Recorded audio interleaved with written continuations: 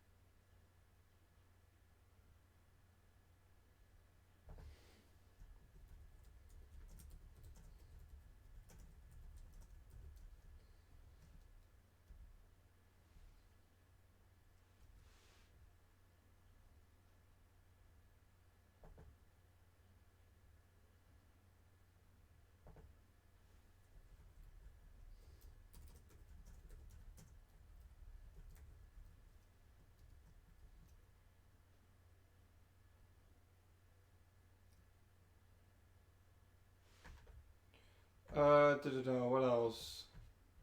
I might as well plug it on Golers. I haven't plugged things there in for a while.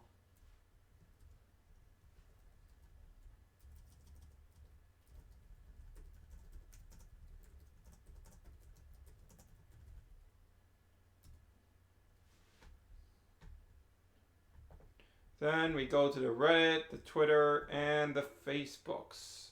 And we post them there. And then we will actually get started.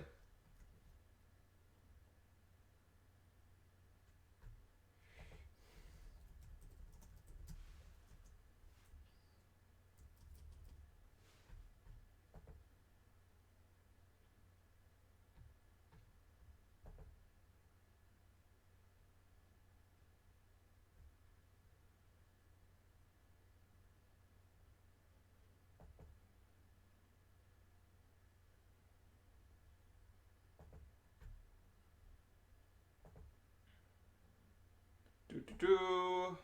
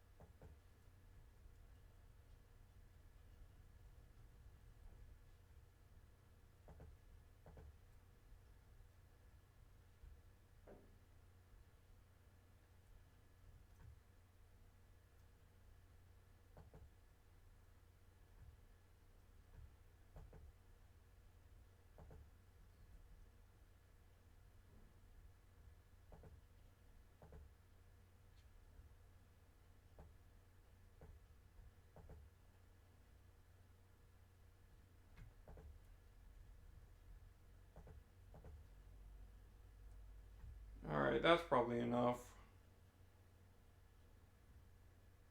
Yeah, that's enough for the groups. Alright.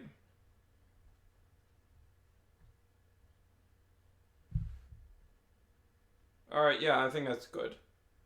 That is good. Okay. Now we're going to get started. So, for those who were here yesterday and are aware of the nonsense, so at the end of the last stream, we were moving on to our fourth game between Pirates variant Aurelus Hyper Trox and the Momocon Fury build. My internet died, so we had to cut that short. So we are going to continue exactly from where we left off. I don't know exactly when this stream cut. So I just finished my rolls for that turn one, that first turn of that game. And yeah, we will be moving forward from there. So yeah. So since this is 1, 2, 3, 4, so priority goes to Momocon Fury. Now, let's get this out in the air for those who have not been here before. How this works is I am playing both sides. I, of course, supplement this with real testing with other people because you can't simulate the simultaneous roll when you test like this. Right, this has no place. And it's in the lead. You can't simulate that. But you can get a general feel for the matchup by the cards being played, a general sense of which way the matchup will typically go, and you can get a lot of practice with rolling and aiming for specific cores. So it will still give you a general gist, but it's important to pair it with real testing against real players, which I will be doing at locals, of course, but I will stream for you guys the testing I do at home versus myself to get a general feel for how the matchup goes. So, Tritonium's at 1150, we're at 700. How we typically let this go in this matchup is we just let Tritonium win this first round so that we can, because he's only going to be dealing 3 to us anyways. Like, he only has a damage rating of 3. So we just let that through, and then we deal with his much easier to fight Halcor and Serpentise. So we take that 3. That is tragic. We lost 2 Shun. Oh, that's really annoying. Alright. Moving on to the next turn. Okay, draw a Halcor. We already have one. Charge that immediately. And for the Pirates variant Aurelus Hyper Trox side, draw. We get Hyper Fangs. Or that's going to be helpful later on, but it's not terribly helpful right at this very moment. I guess we charge Effort Ray. Yeah, I think that's the best choice. Yeah. Yeah, it feels like the best choice. We need to close this up. Alright. So, we are aware that this deck, its only real combat capacity at this stage in the game is to use Might of Cindius to do that nonsense. But we have Blinding Ink, so we can deal with that play very, very easily. So we'll just roll... Yeah, we'll just roll Mantinoid. Just roll Mantinoid again. This side will, of course, pick Serpentise because Halcor is way too weak to be doing anything with right now. Won't even be able to win a Might of Cindius battle. So, yeah. So, no. Let's give that another shot because, of course, this testing is primarily to see if this deck is actually any good. So I am more than willing to give this deck extra shots at rolls because I don't want anyone complaining that's because I was bad at rolling Serpentise. There we go. 450.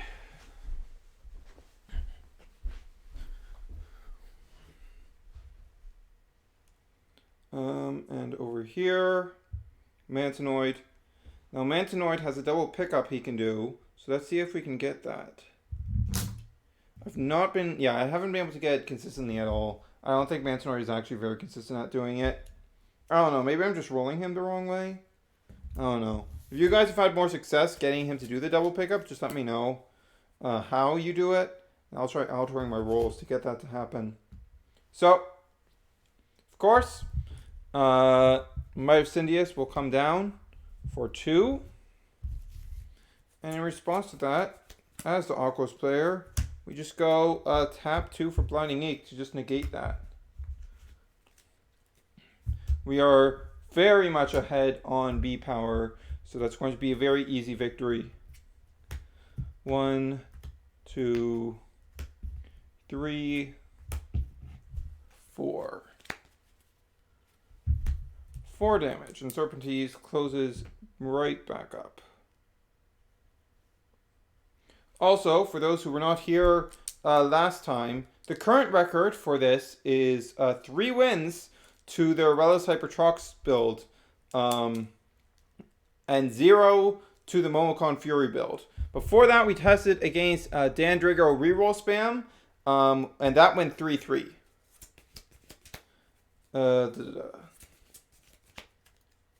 Yeah, that's good. Yeah. Okay. So, draw. Now that we've seen that Myphcindius come down, I feel like we're pretty confident in saying, hey, that's probably not going to be a threat for a while. Okay, so what exactly do we do here? I think we charge Hurricane Winds. Yeah, I think we charge Hurricane Winds. No, we charge Greater Water Boost. I really think I'm going to have to take Greater Water Boost out of this build because, I've charged it almost every time I've seen it. Okay, we've got Wave Slash. Okay, so I think what we're going to do is we're going to roll Trox here because we have the Hyper Fangzor and we have no sign of the Hyper Trox yet. So we're going to go with him. And on this side, right, need to draw for turn. Tetronium.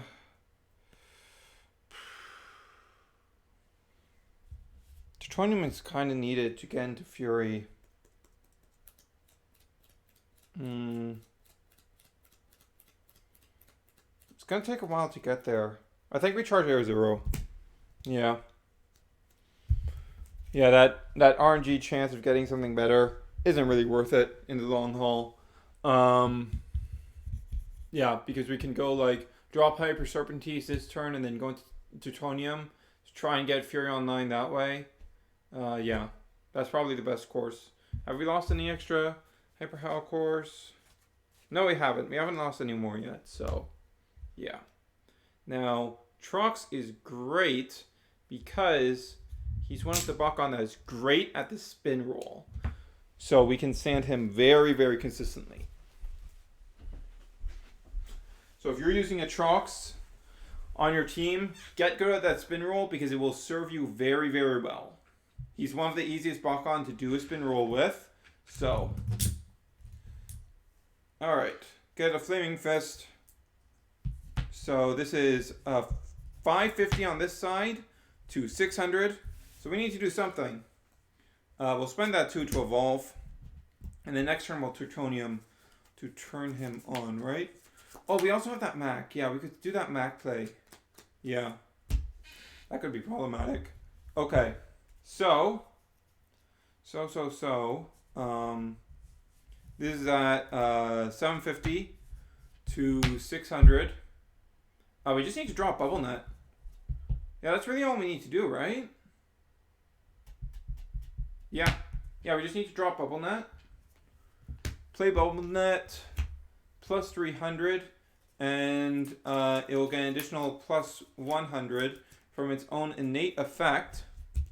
So that puts Trox up to 300, 600, 900, 1,000 versus the 750 that Serpentine is sitting at. So that's going to be another loss. That is 7 damage.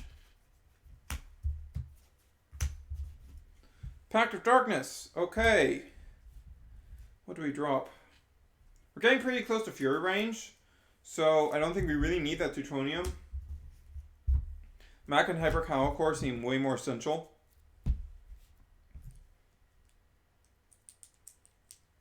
So both of these will now close up.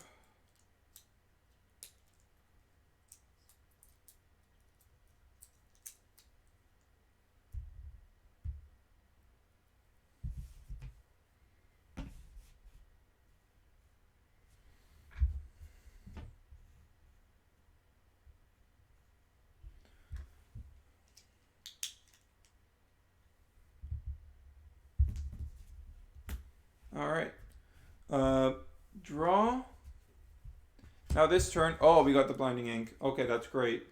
That's fantastic. Okay, so we're going to charge Hurricane Winds. That's probably the last thing that we're going to charge.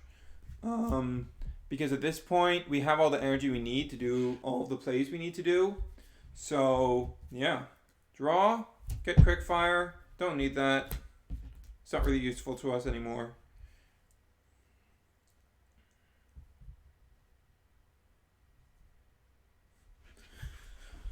Get Serpentines ready, and on this side, we will be going with Fangzor. Let's see. Should we be going with Fangzor? Okay, so let's see. Okay, so it's turn 4, so he would have access to Mac at this point. If we roll Fangzor, we're almost definitely going to lose to that. But we haven't lost much from our deck at this point. And we're going to be able to pretty easily make up that difference with Trox later on anyways. So I think we go for this. I think we go for the Fangzor regardless. Yeah. Yeah. There we go. Just a bit worried about that roll.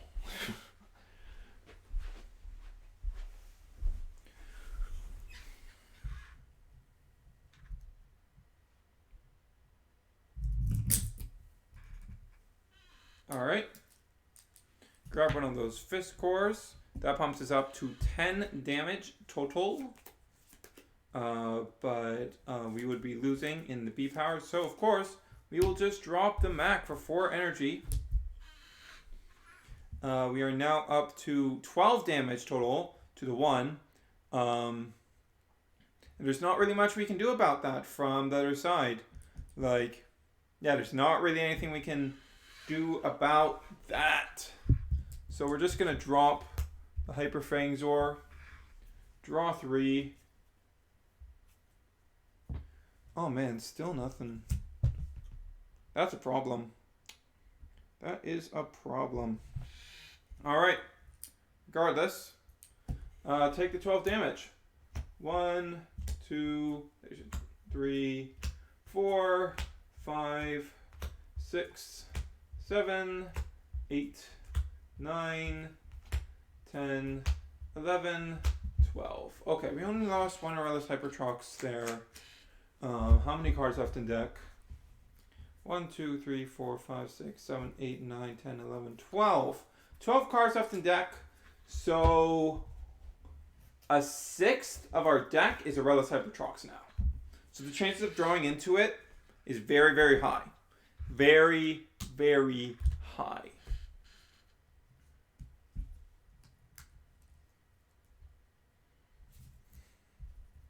So draw on this side. Yeah, just charge that super fuel. Not worth the risk. We can get it out anyways. Draw. All right. So this is the point where we start making some big things. So if he drops, okay, he can't drop Hyper Howlcore plus a Mac. We know that's impossible because he only has one card in hand. So what are some other possibilities of what you could do? Well, you could drop Hyper Howlcore. Dropping Hyper Howlcore is really the only play that he can do here. And if that's the play he goes for, then we can pretty safely go into Hyper Fangzor, do a Wave Snatch play, and beat that. Or I need to close up Fangzor. So we can pretty safely beat that. And then hopefully by then, we'll have been able to we'll do Deep Dive plus Wave Slash, and hopefully that will allow us to get Hyper Trox, because it's going to be very, very difficult to beat a Hyper Howlcore Ultra if that's what he's dropping, if we can't get to Hyper Trox. So yeah, that's the game plan.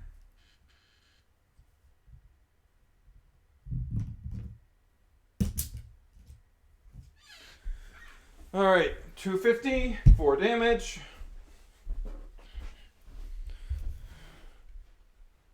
And oh, doesn't matter. That was a weak roll, but it doesn't matter because we have the deep dive anyways. Draw a card, another wave slash. There we go. Okay, 1150, 4 damage. Falls to Hyper Hollow Core. So that's now 1650 on 7 damage. Yeah.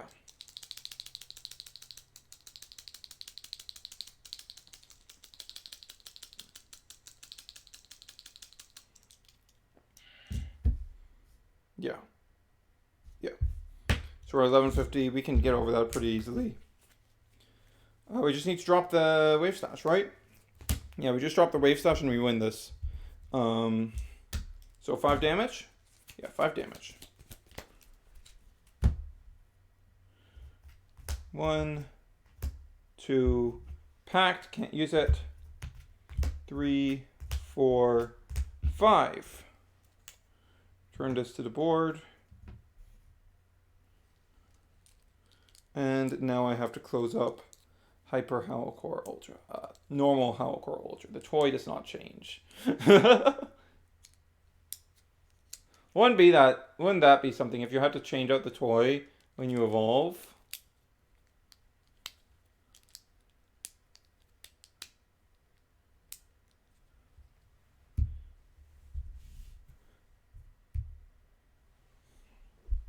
All right. So, now we're back to Trox, and we have not drawn into our Hyper Trox yet. That's a problem. Hollow Core is really big. And if we lose this round, well, there's not much we can do. Yeah, that's bad. That's really bad. Okay. Is it possible to win this at all?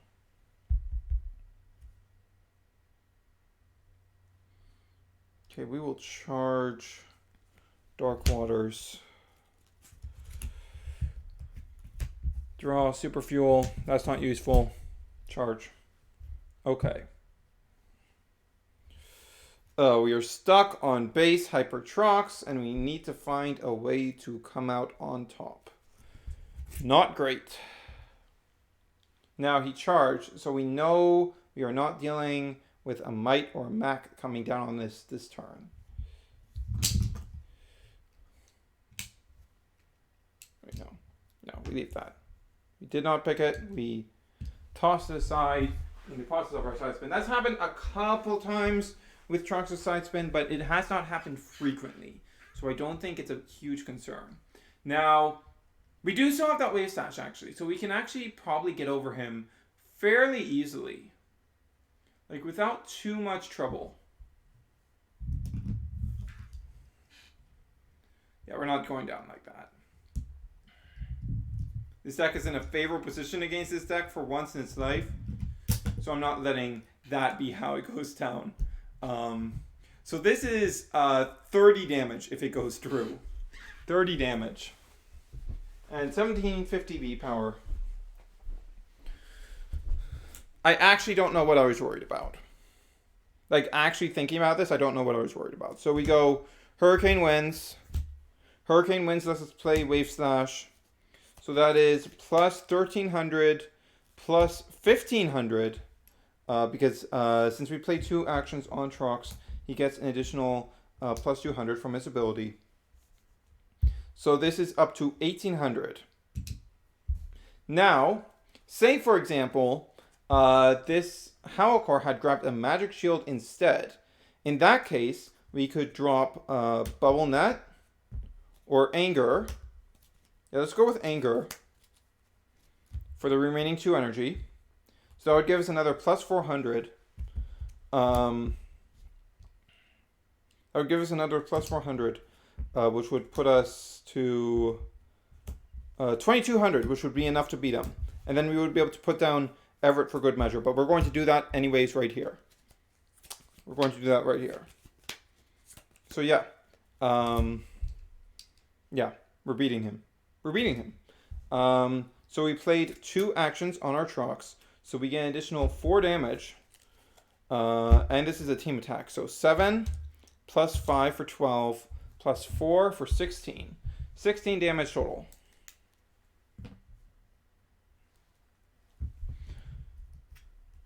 One, two, three, 4. Block outsiders. That goes off. Okay.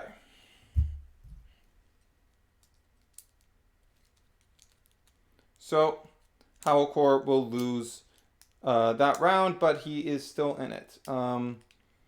Let's check after this draw how many cards are actually left in Fury's deck. So draw for turn, Song of Fire, that's definitely going to be a charge. So 1, 2, 3, 4, 5, 6, 7, 8, 9, 10, 11, 12, 13. 13 cards, so 14 damage still needs to be dealt. In this deck, we have 1, 2, 3, 4, 5, 6, 7, 8, 9. And if I'm remembering correctly, there should be 2 Aurelus Hyper Troxes in there. So we have a 2 out of 9 chance. We have a nearly 25% chance of drawing the Hyper Trox.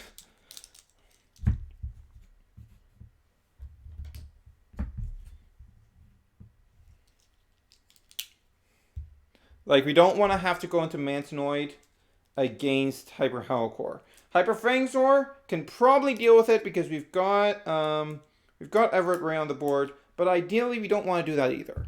We just want to get our Hyper Trox and be able to blow him out.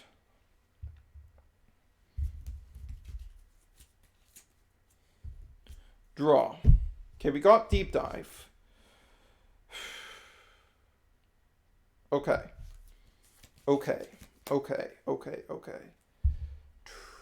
I'm going to charge Blinding Ink because if we do that, Blinding Ink doesn't target and also gives us the opportunity to anger, potentially. So, who do we roll? We roll Trox. No, I think that's a bad play. I think that's a really bad play. No, we will Deep Dive before rolling. And it's another Hyper Fangzor. Okay. I'm glad I did that first. Okay. Oh, that's not great. Okay, we're going to go with Hyper Fangzor. That's not good.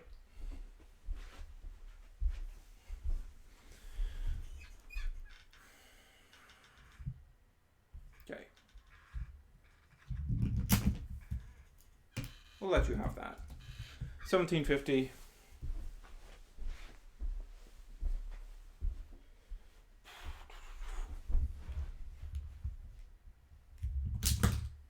There we go. Plus 100. No extra damage. So this is at 1300. I really should stop doing that. It's a really bad habit, if I'm perfectly honest.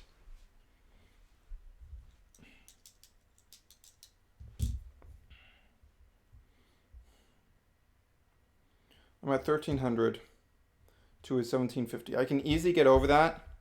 The problem is I'm going to have to give up the ability to use this anger for draw power. But I have Hyper Fangzor, so I have another Hyper Fangzor I can play down on the next turn. So I think that's fine. Yeah, I think that's fine.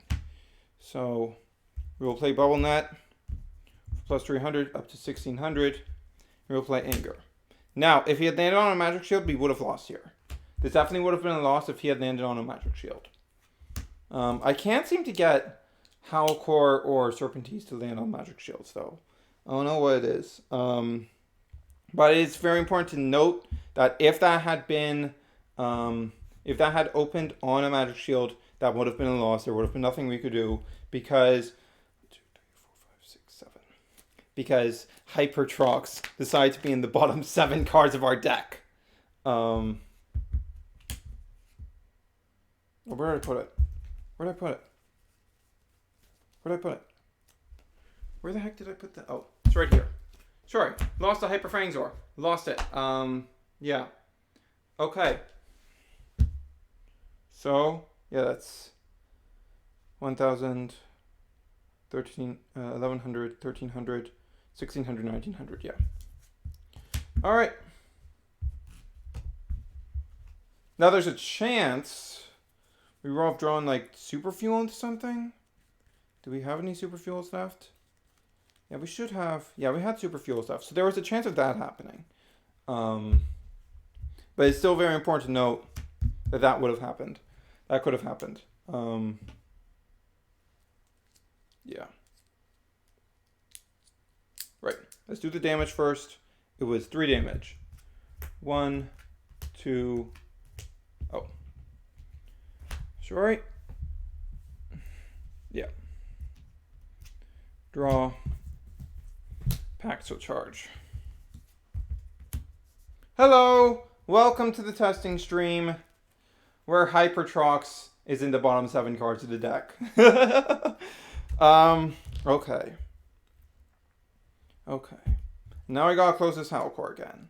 Please let this game end so I can stop having to close this Hyper Howlcore. I say that when I have like 10 more decks I need to test it against. Goodness, I hate you so much.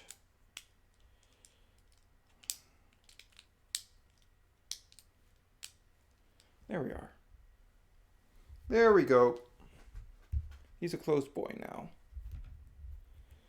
Okay.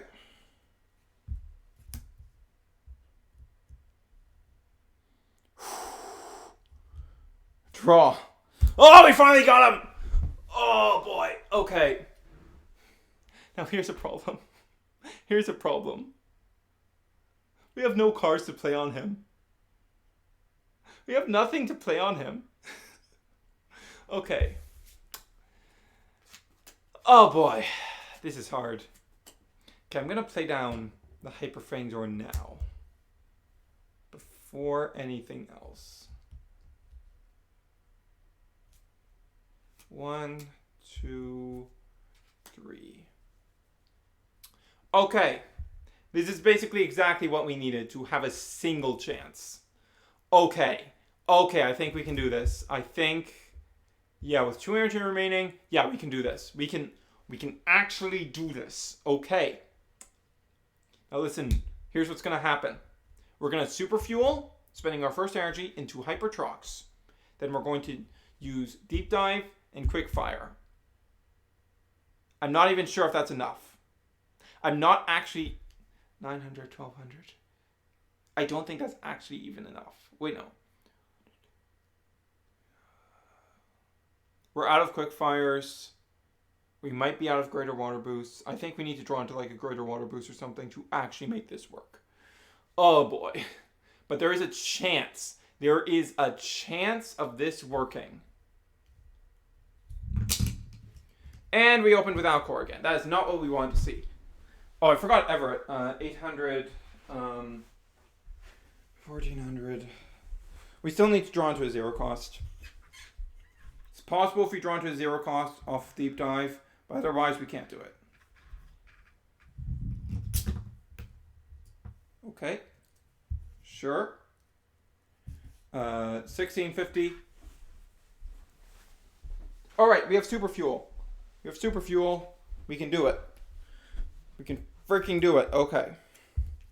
Super fuel. So we close on up. And then we roll again. Oh my god, can you stop doing that, Trox, please? Please stop doing that. Well, we have 2 more rerolls to go through. It's fine. It's fine. It's fine. Play down the Hyper Trox. For nothing. We have 1 energy left. We have 1 energy left. Deep Dive. Draw a card. Of course it was the other Aurelus Hyper Trox. Bottom 3 cards. Bottom 3 cards. Thanks. Oh, yeah. Yeah, that's basically it. Okay. We grabbed a shield. Grabbed a shield. So where are we at right now? So, we played Super Fuel on Hyper Trox. Trox before it evolved. So that's plus 100. So 600, 800, 1100, 1200. Then we played another card on Hyper Trox. That was that brings us up to 1500. If we land on this shield again, we can do it. Quick fire, deal 1 damage. Come on, Trox. I just need you to land on this very specific core. Very specific core. Okay.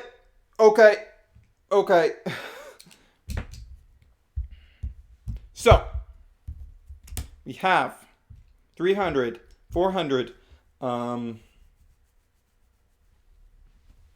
so 600 plus 100, 700, 1100, 1400, then 2000.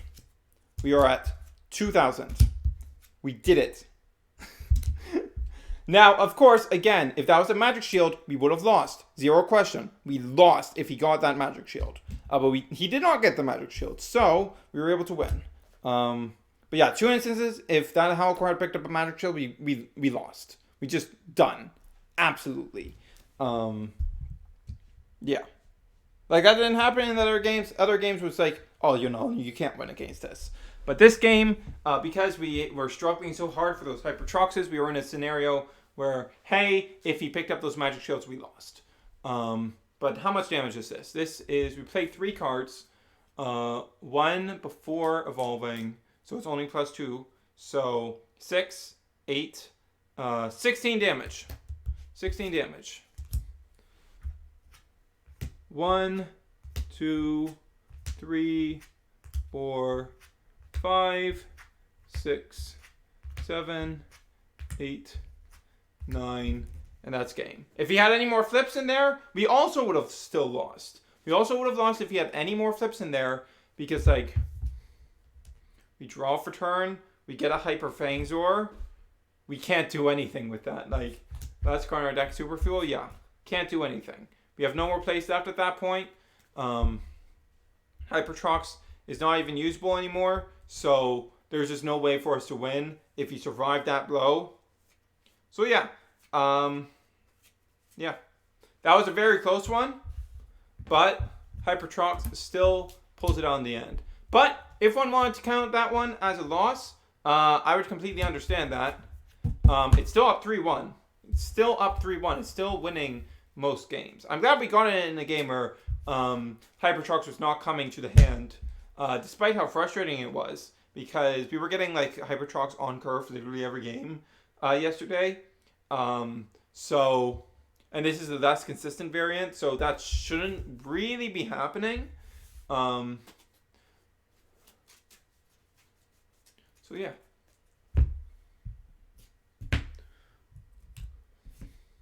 So, we are now moving on to the last game that will be featuring this deck.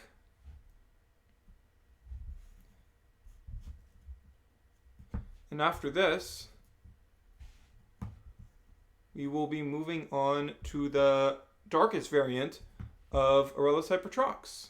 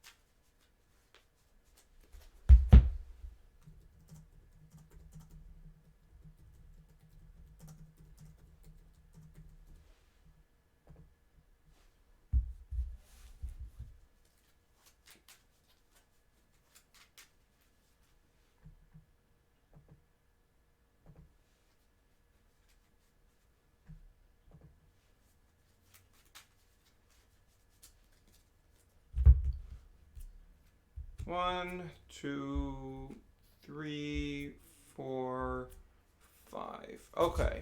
No Hyper Trox here, but we do have draw power and Hyper Fangsaur, so maybe we can get there. Not a terribly good opening hand, though. Alright, I need to close all of these up.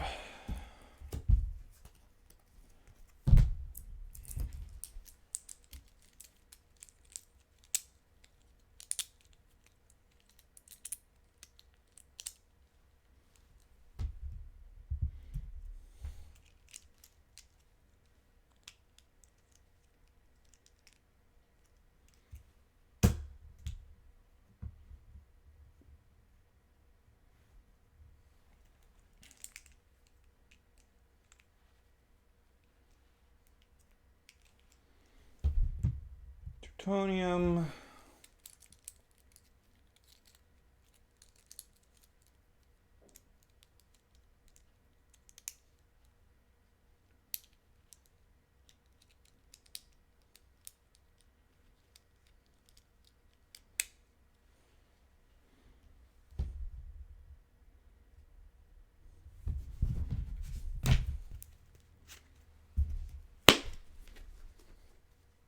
All right.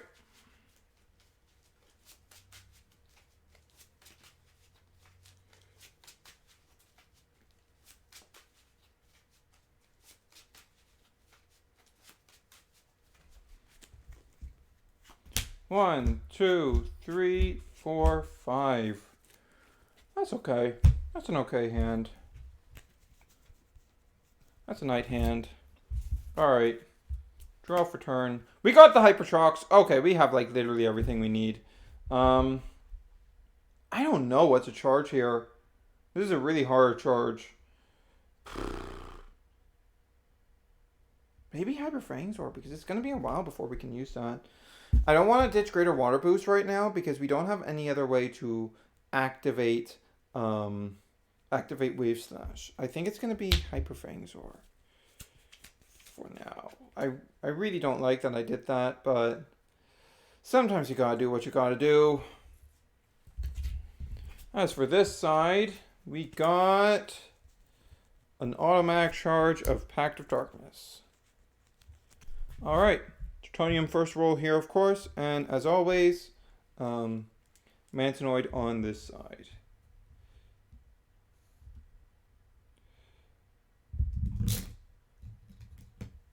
No. I can't, yeah, the Magnet, I think the Magnet is too weak to do this double pickup consistently with Mantinoid. I don't know, maybe mine's just, maybe this Paris one just doesn't do it very well. Maybe I should test with my other ones because I do have Darkest Chaos and Ventus. But, I don't know. Okay. Like, I got to do the double pickup once. But I've only managed to get to do it that once. So you know. So this is going to be 3 damage. 1, 2, 3. And that's another Hyper Fangsaur gone. That's not great. Okay. Dark Waters. Yeah, I'm fine letting go of that Greater Water Boost now. I am fine with that.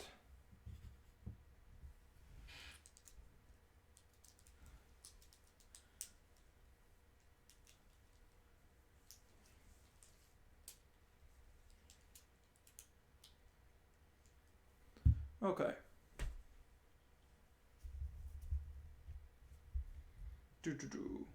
So Serpentie's next, especially since we have that Might of Cindius lying in wait. Barbacuza, that's not very useful. So we charge that. Roll this first. This side has priority.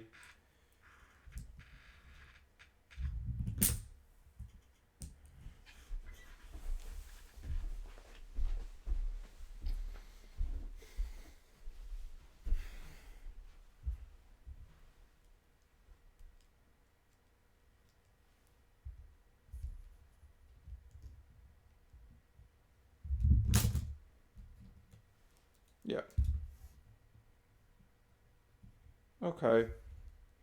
So this is 750. We're going to basically forfeit this round so that we can get Hyper Trox down. That's basically our plan. But we have the higher reading right now, so he has to use his Myosyndius to get this off. We will evolve Trox and take the 9 damage. 3, 4, 5, 6, 7, 8, 9. I'm glad we drew into that one because they were all like in the top half of our deck. So if we didn't draw into that one, we would have just lost on the spot. We got actually pretty lucky with that Hyper Trox draw.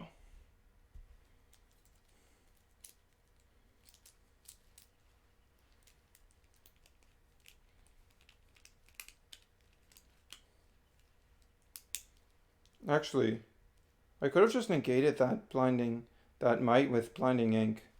That probably would have been the better line of play. But now we've got Howlcore. And what is he going to do with Howlcore at this stage? Well, he could draw into it. He has Song of Fire.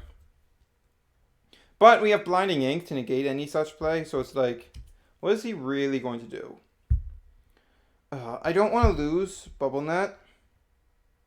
I really don't want... I think we charge...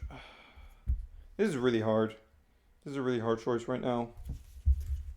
How many Wave Slash did we lose? We did not lose any Wave Slash. We're going to drop Wave Slash.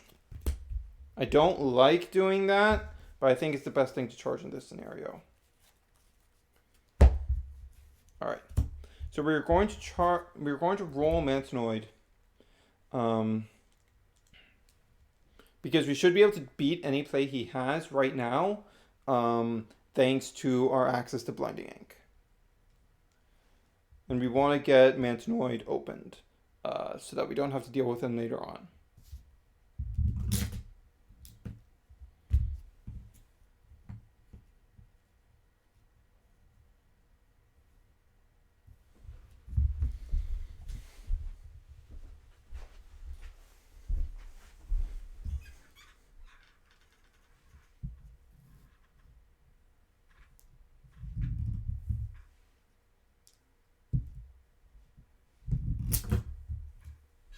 Okay.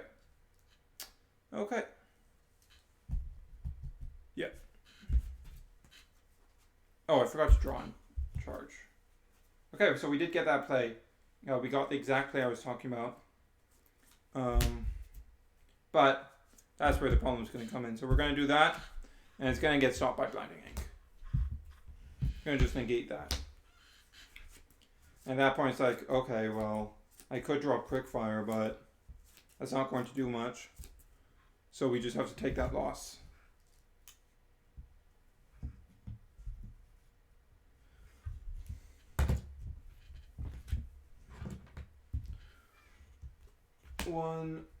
Oh, wrong side to be dropping. 1, 2, 3, and 4. Okay. Now, as the opposing player, you basically know for certain, if he was going for that Song of Fire there, he had Hyper Howlcore. He definitely had Hyper Howlcore right then. Because there's like no other reason for a deck like this to go for a Song of Fire play there.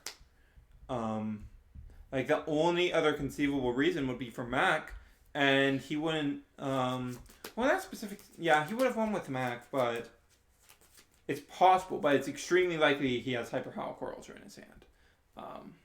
So yeah. Draw. Charge to Quickfire. Probably going to put down Hyper Serpentine's Ultra to be doing something with that energy.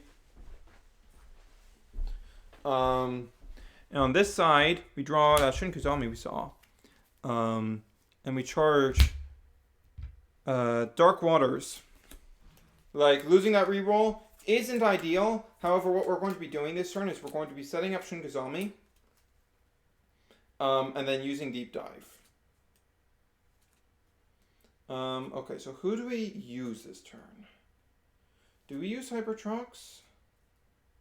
Okay, so if he has another way to get that play off, say for example he has another way to get that play off. 1, 2, 3, 4, 5. He wouldn't be down. Okay, so we'd take like 8 damage tops. No, this is a team attack, so we'd be taking 16, 21, 19, 1, 2, 3, 4, 5, 6, 7, 8, 9, 10, 11, 12, 13, 14, 15, 16, 17, 18, 19. We would lose almost our entire deck. No, after our draws, we would lose our entire deck.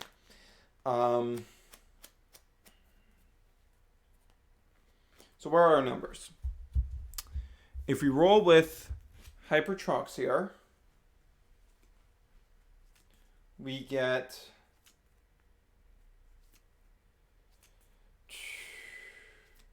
Yeah, I think we roll with... Yeah, we roll with Trox here. We definitely roll with Trox here. Because we can draw into like Super Fuel or Quick Fire and get more... get access to more plays. Yeah, we have 3 total between those left in our deck. We only have 1 Quick Fire, unfortunately, but yeah. That is definitely the better play to be doing here. So we drop down that. Both get ready to roll. Okay.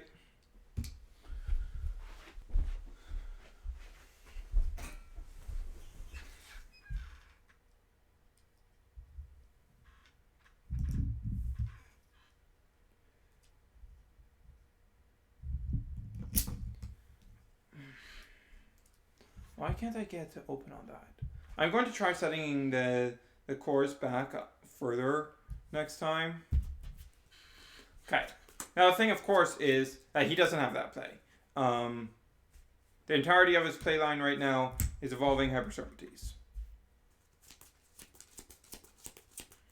But I did that because in actual gameplay, you wouldn't have that information.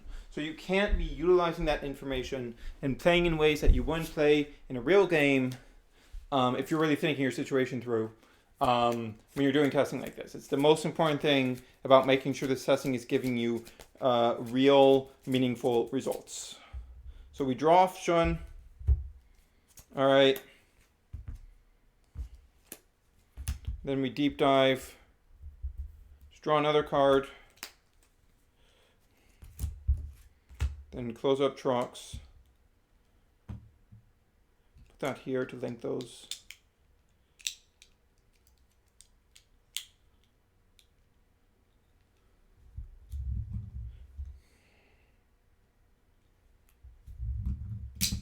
There we go. Is it possible for Trox to do the curve like Fangzor does? I'm getting the impression it might be possible. So we draw off Shun. Get another Shun. Okay, that might be worth putting down. Maybe. But that's big damage. So, no, it's not. We got 1 card on Trox. So we're at 1050. So even if he had a magic shield, we'd still win there. And 8, 12 damage. 12 damage. 12.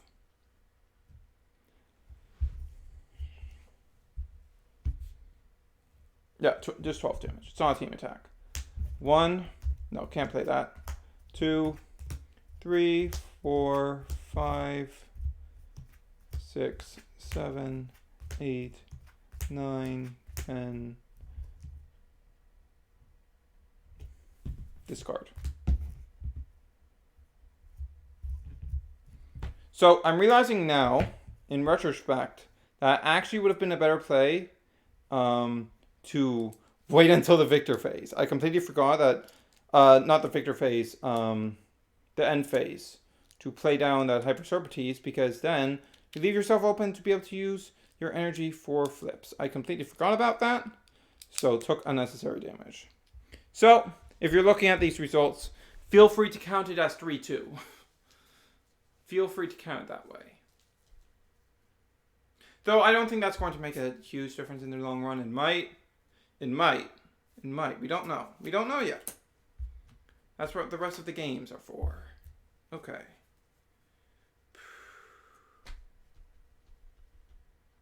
We can get Shin Kazami down for 1 while getting more access to stuff in our hand. That's good. That's great. Okay. And that would still give us access to... No, I don't think that's how we do this. I think what we do is we put down Shun first, and then try to use that super fuel to draw us into a wave stash.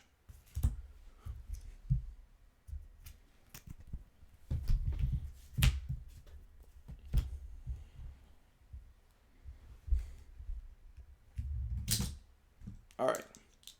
So we draw 2 cards. All right.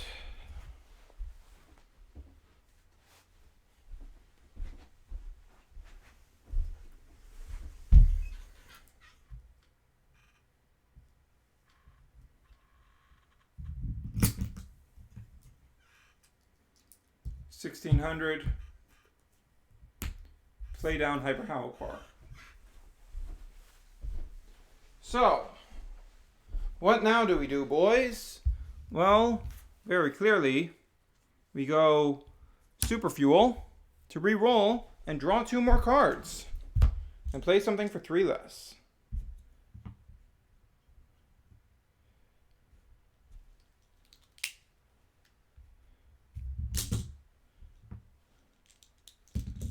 So, draw 2 more.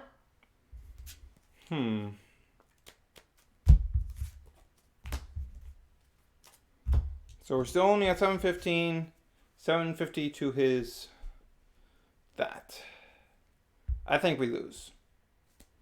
Okay, so we play Hurricane Winds off of Super Fuel into another Hurricane Winds into... Okay, so that brings us to plus 600. So 1350. We need 300 more. Bubble Net gets us there. And then we drop Everett Ray for good measure for free. Right? Yeah, that's what we do. So that brings us up to 750, 950, 1250, 1550, 1850. Would have lost to a Magic Shield. Again, important to point that out. Feel free to count this as a loss in your own minds of this testing, because hey, would have lost if that was a Magic Shield.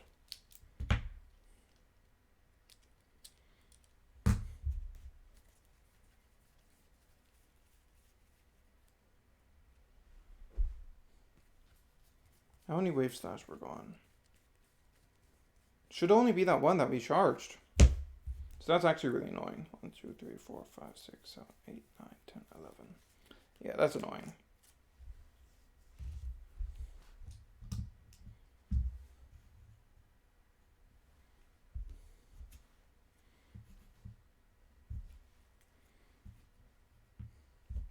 So that's 6, 8.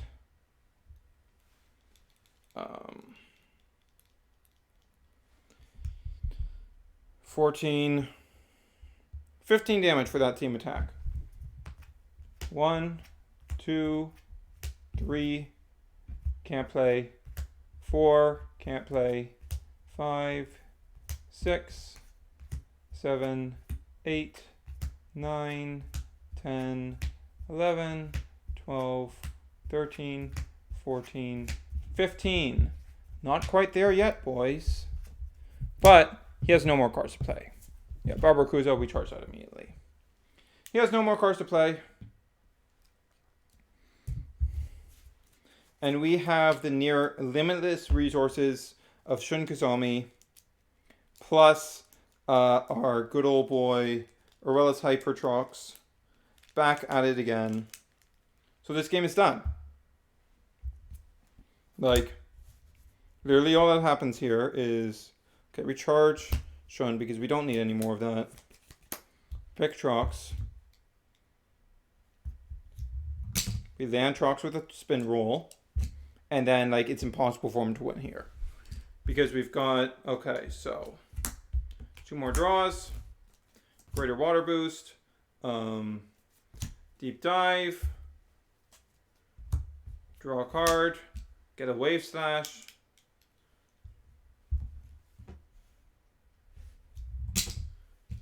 Stand again. Draw 2 more.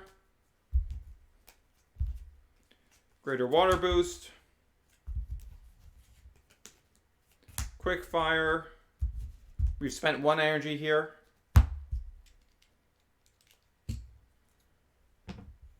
Also deal 1 damage, so he's dead. Like, he's just dead there.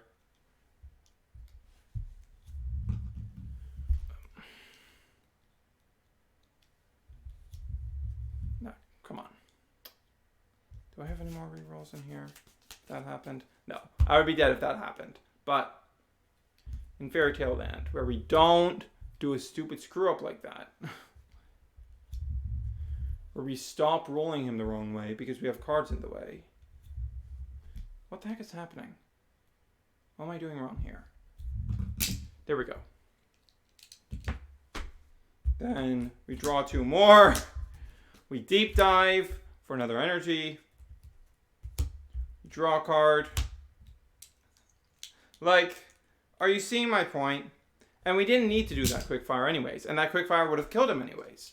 All of these are just extra plays. We draw out of our deck.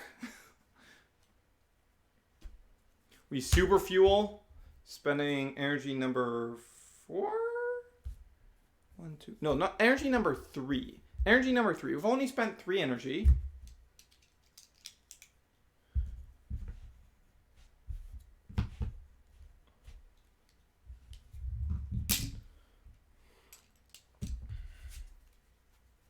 Nothing left to draw. But then we can play something for free. So we play Hurricane Winds into Wave Slash. And then cap it off with Bubble Net. So, like, just for theory's sake, how big is that? How big is that, guys? That's 1, 2, 3, 4, 5, 6, 7, 8, 9 cards played on Aurelus Hyper Trox. So that is plus 2,700. Plus 2,700, we're at 750, 950, 2,700.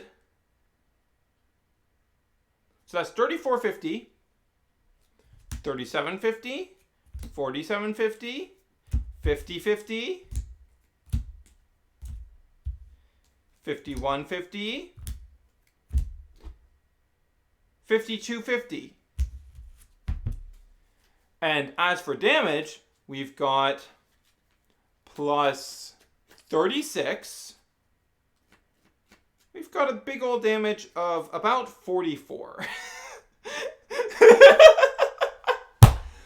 So that's a 5-0.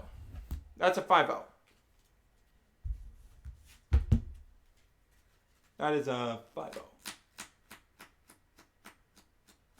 Yeah. The meta, by the way. Alright. Now let's switch to the more consistent version. Of course, we lose access to the big old super fuel, but we get some protection in pack because guess what? This deck is running no flips. This deck, 0 flips. The darkest version, we have some flips in there for a bit of added protection, but we also have much higher consistency at getting this. Also, we have Hydra's Ultra, who can double pick, of course.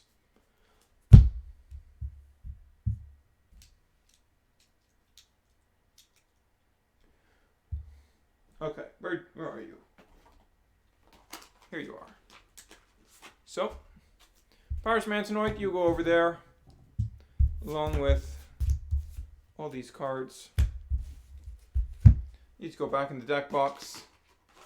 Yeah, he's huge. He's huge. He gets massive. It's ludicrous.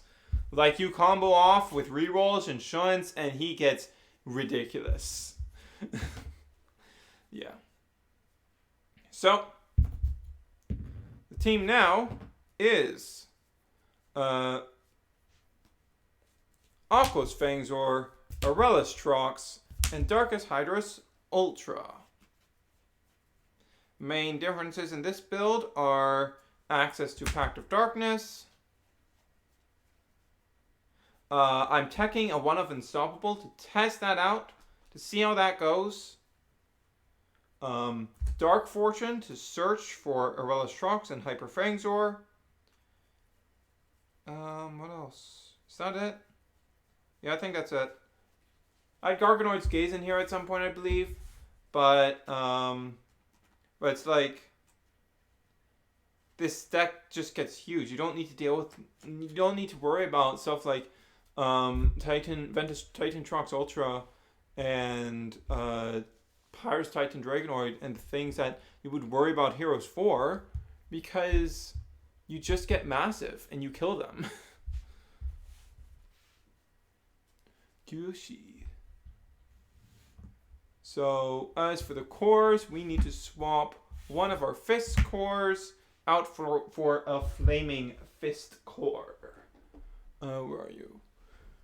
You're over here, right?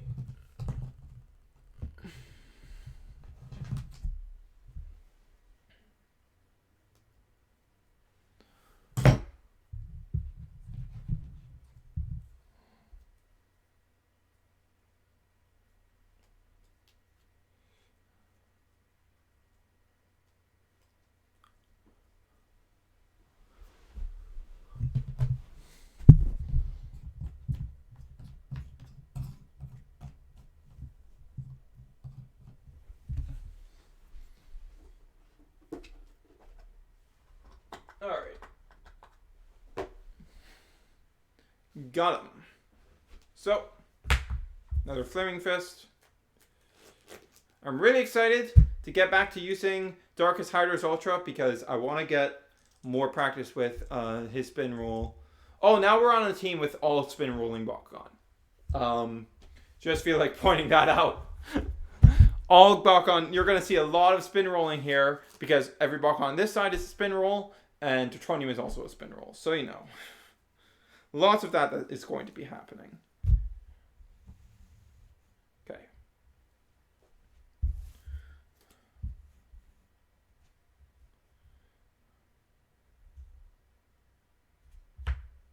Wait. No, we take out one of these.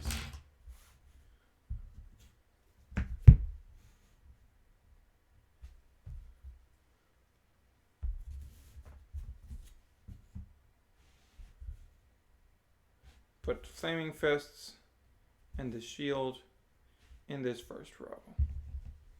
Well, let's just make sure.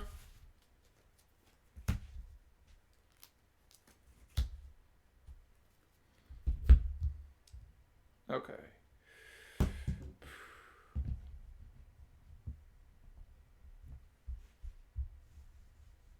I might change my setup in the future to make this overall easier. Okay, I need to be doing it from basically the edge of the table.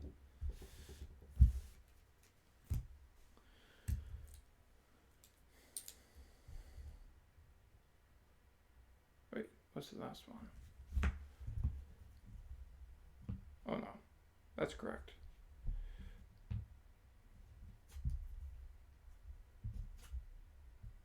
Wait, no, those are both plus 150B plus 2 damage. That's one of his, that's one of his. Okay.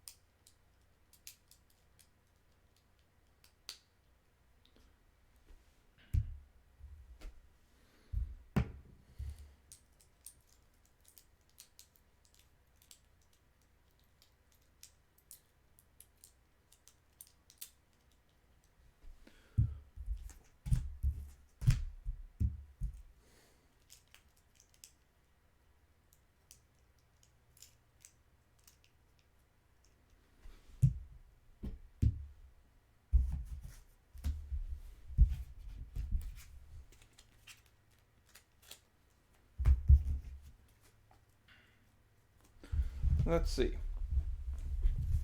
Let's measure it from this side to make sure all is fair in the world.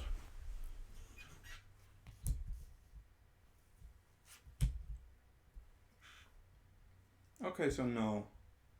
I don't think that was the problem then.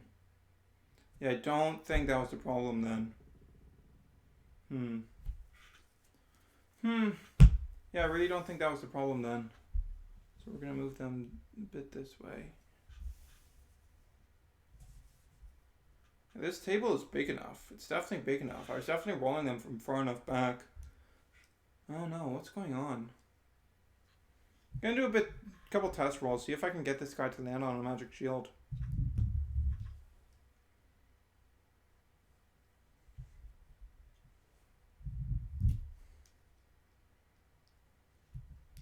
I don't practice a whole ton with Halcor Ultra, to be honest. Yeah, okay, I could get him to land on that one.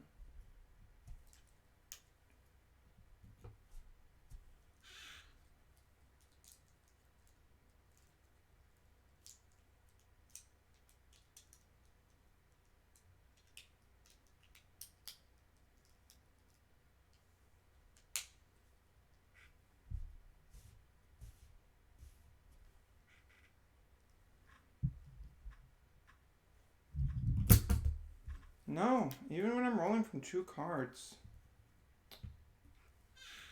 Yeah, that's bizarre. Can't get him to land on the one I want him to.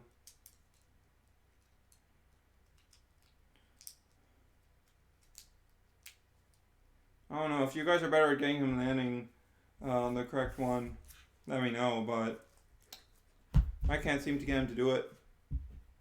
I was trying my best in those games. Like, you probably saw it. Me deliberately trying to line up with those magic shields, because obviously that's what you want to hit, but I just couldn't get it to happen. Just couldn't get it to happen. Seems not very consistent at hitting precise scores. Having the same issue with Serpentines. So much easier with Spin Roll Bakugan. It's so much easier.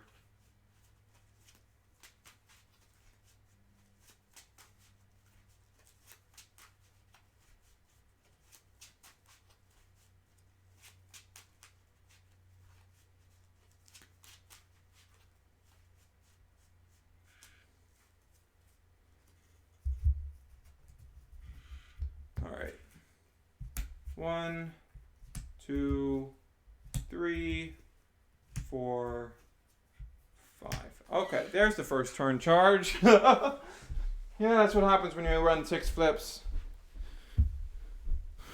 Got them dead draws.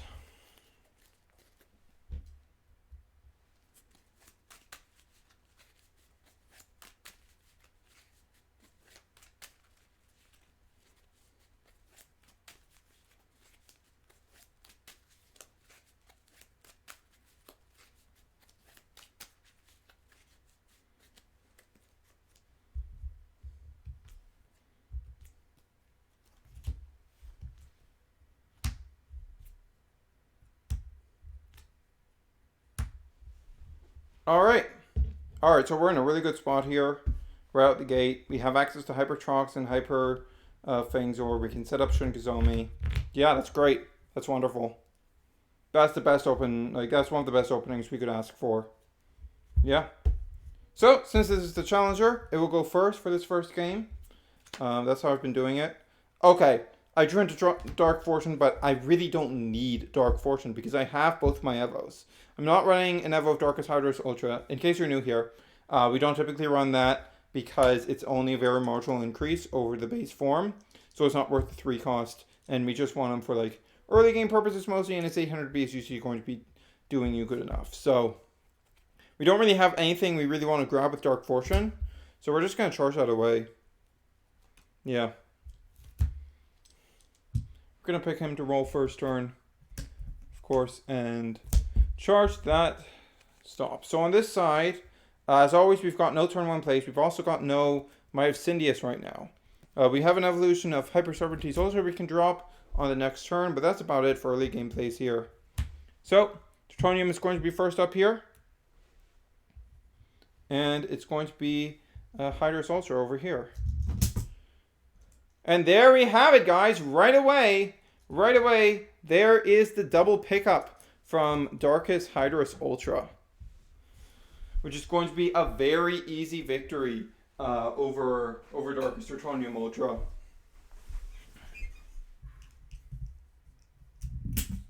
Like, he's going to grab his 650 Magic Shield, pumping him up to 1150. But Darkus Hydrus over here is 800, 1100, 1350, even higher, and he's packing 7 damage right now. So, as you can see, it is not even really a contest. Now, this means that we're going to have to deal with Darkus Tertonium Ultra for multiple turns. But that's fine, because that means we can get some big damage in with Darkus Hydrus Ultra right here in the early game. So that's going to be 7 damage, and the only thing he has live that can stop this right now, the only thing that he could pay for that can stop this right now, Pact of Darkness, only works against non-Darkus, so it's not going to work. 2, 3, 4, 5, 6, 7. So he lost 2 Pacts, which is huge, 2 Hyper Howlcores, and a Might of Sidious. Those are really big losses.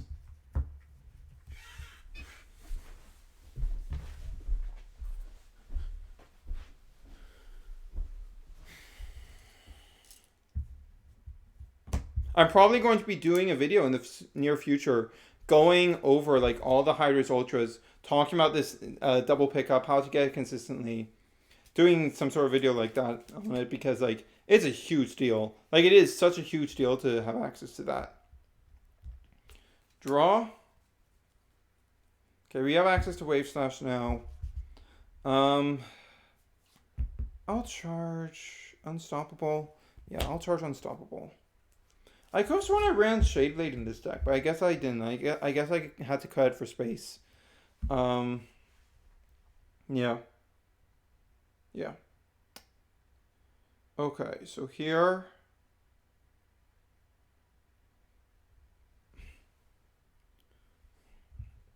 I don't have any turn 2 plays.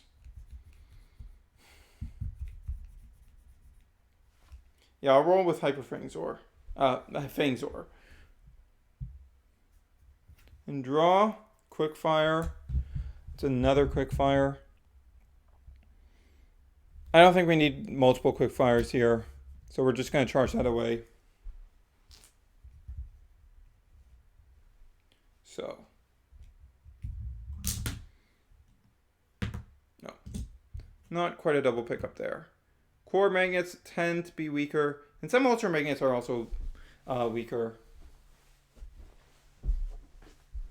So you just can't do a double pickup even if you land on 2 cores. Alright. So we've got 1150 versus the 750 on Fangzor right now. We're not winning here. So we're just going to eat that 3. Because again, it's only 3 damage. It's not that big of a deal to eat that. So yeah.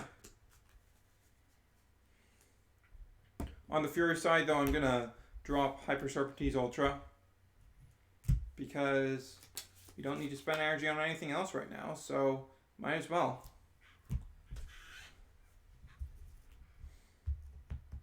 I'm looking at this hand right now, and I'm like, oh, wrong side. And I'm like, I could just, next turn, okay, Pact of Darkness. Oh no, it's the Darkest, I can't stop it. It's only 2 more damage, so it's not worth it. So, thoughts that have got going through my head right now. All right, Tides is something I don't have in the other build. Yeah, I might drop Tides for. I mean, I might drop Greater Water Boost in the other build, in the Powers variant for Tides, because I've been finding Greater Water Boost not very useful in that build. So yes, a thing. On this side. Next turn, we could potentially go Song of Fire to Titan Tertonium Ultra, drop our hand, and have Hyper Serpentine Ultra completely online. So that would be a good play. That would be a good play.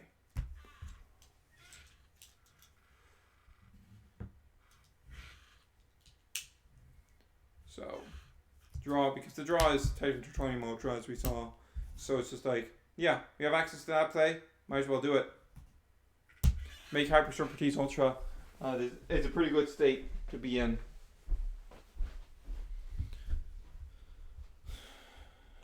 Draw. Okay, we've got Deep Dive.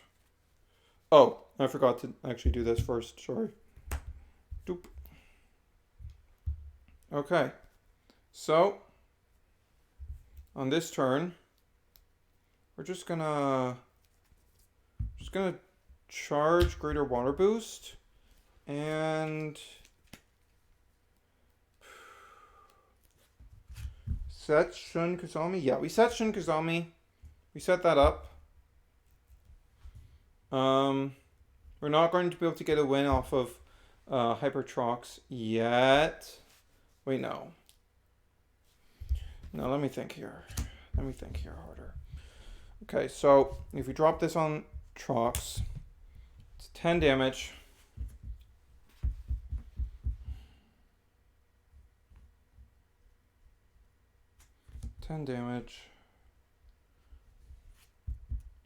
So not knowing he has this play,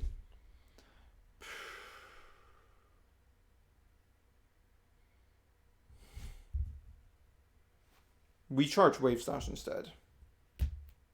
That's a hard choice. That's a really rough choice, but yeah, I think that's the play. Because we want Hyper Fangs or for our next turn after this one. And Deep Dive is going to give us a lot of draw power to potentially get us to another Wave Slash. So in that scenario, we just get rid of Wave Slash.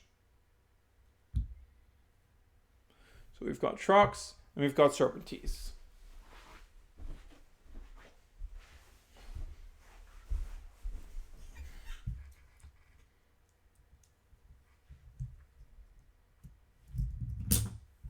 And he gets the Magic Shield. That is not going to be beatable. Not at all.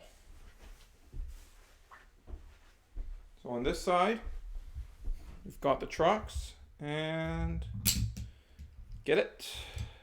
Draw a card off Shun. And it's like, I look at that, I'm like, oh, I can't win. That's 750. I go up to... No, I would drop it still. Yeah, I would still drop it because I'm behind, but I can get there. So I drop Greater Water Boost. Go up to 750. Wait, no. 1150. That would only match it. I know he can punch the Infernal Wings.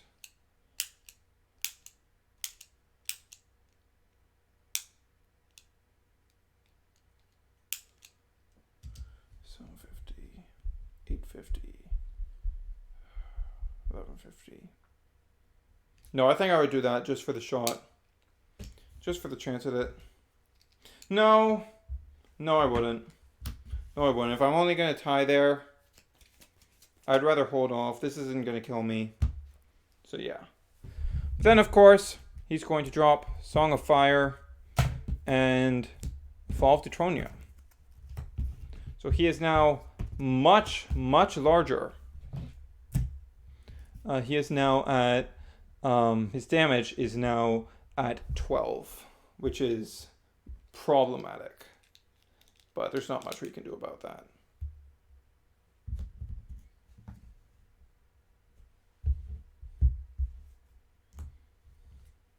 One, 2, 3, 4, 5, 6, 7, 8, 9, 10, 11, 12.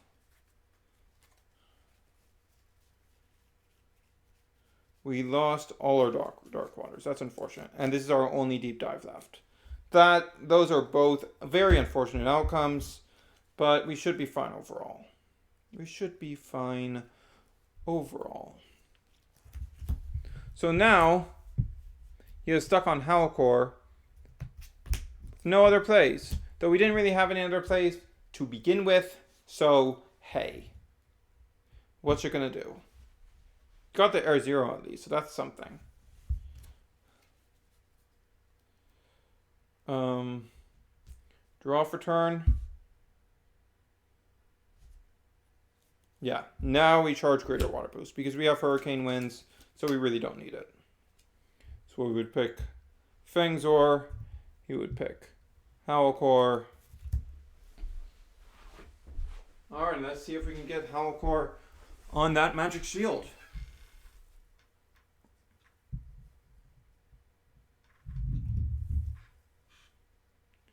Just angling it slightly wrong.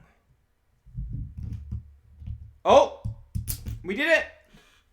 We did a double pickup at the same time. So, this Howlcore boy is at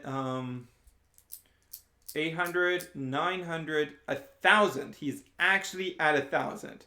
It's not going to do enough for him, but hey, he did it. He reached 1,000 B. The little 100 B boy did it. What a champ. What a champ. Alright. So we stand up at 750. We draw a card off Shun. Alright. So, what happens here? So he attempts. No, he wouldn't yet.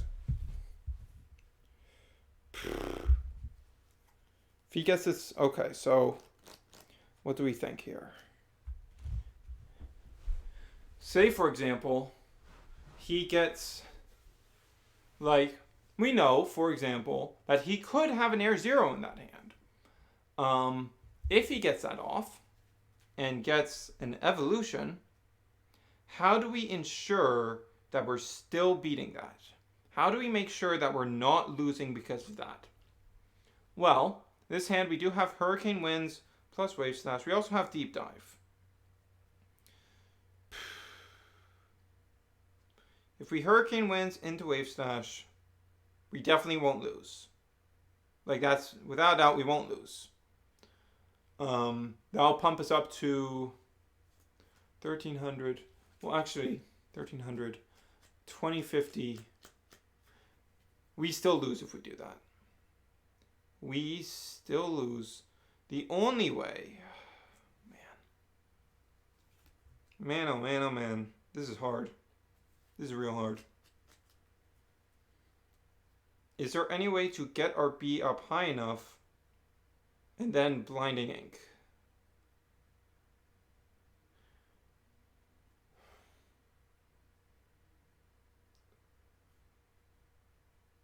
There isn't.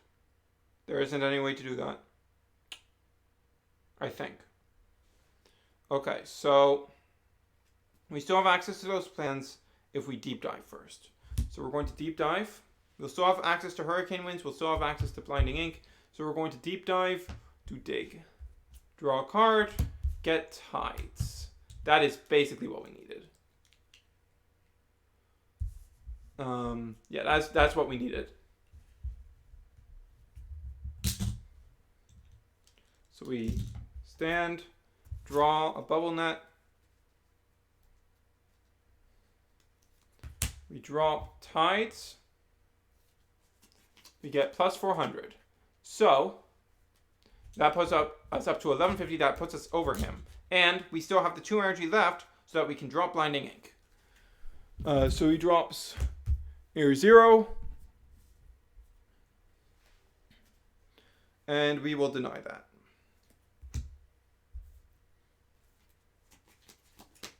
And deal him 3 damage. 1, 2, 3. Now in the end, it was a worry that we really didn't need to have because he wouldn't have gotten it. But we don't know that. We don't know that. We don't even know what's in his hand. So it is important. It is very important. Especially since he kept it. Yeah. Especially since he kept it and didn't use it to try and charge towards Hyper Howlcore. Like, if they do that, it's something useful. And if they don't use it before they open, which means it's not Dan, then probably it's either Hyper Howlcore itself or Air Zero. Or Inferno Wings. Or Inferno Wings, which we would also need to be very wary of. Would we? Now, we probably won't be able to beat us with that. But regardless, these are very important things to keep in mind when you're in the heat of battle.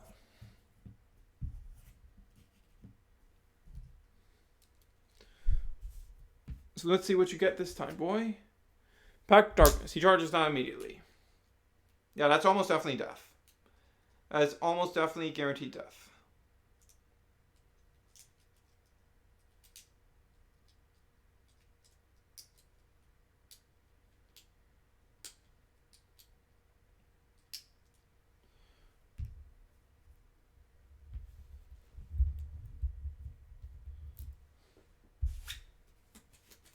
Alright. So draw. We draw Pact of Darkness as well. We will charge that.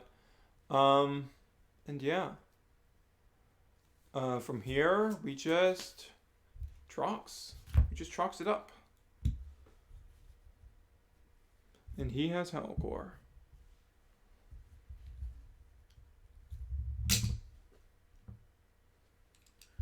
$750.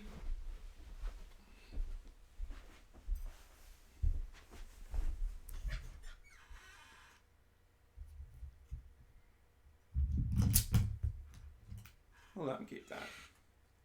$350.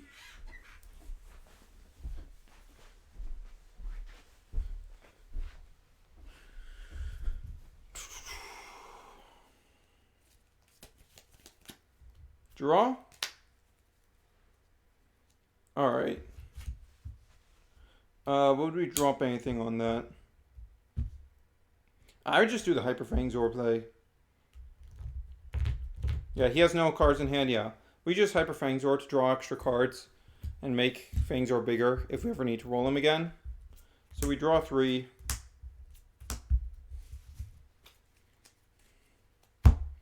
And we deal 8.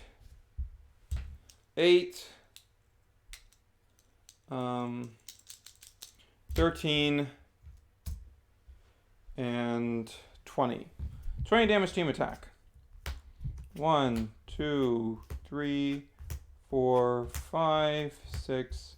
That's the last one. 7, 8, 9, 10, 11, 12, 13. Yep. Stop it. But the problem is, the last Hyper Hellcore is now gone. So at this point, there's no chance of victory. We'll play it out, as always, just to be sure. But at this stage, victory is essentially unattainable. Especially because, yeah, we know at this stage, like, barring a miss from the Trox side,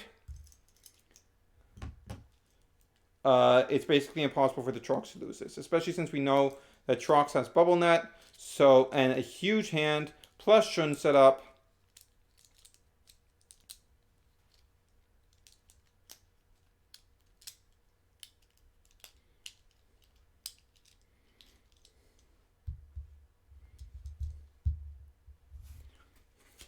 So simply put, not in a good spot.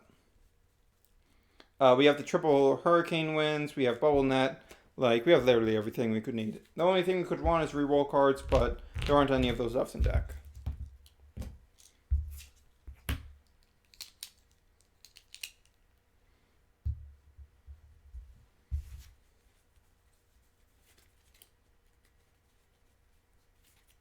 So yeah, we draw for turn, and we got another Bubble Net. Like, there's no chance.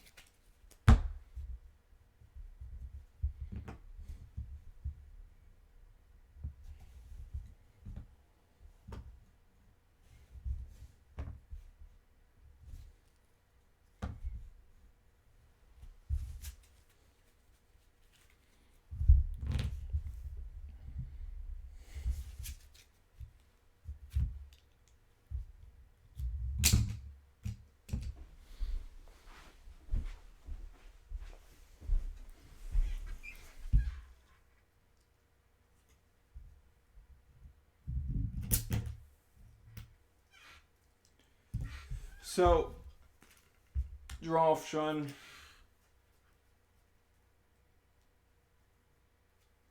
Cards left in the deck would be 1, 2, 3, 4, 5, 6. So yeah, we just play. Yeah, if he doesn't have flips, he loses anyways, just off our base damage. So we just play down the bubble net to ensure we can use Trox again next turn. 1, 2, 3, 4, 5, 6, 7. Almost at the hand limit. And because we'd have to discard something off the hand limit anyways. So 1, 2, 3, 4, 5, 6. Yep. And that's that.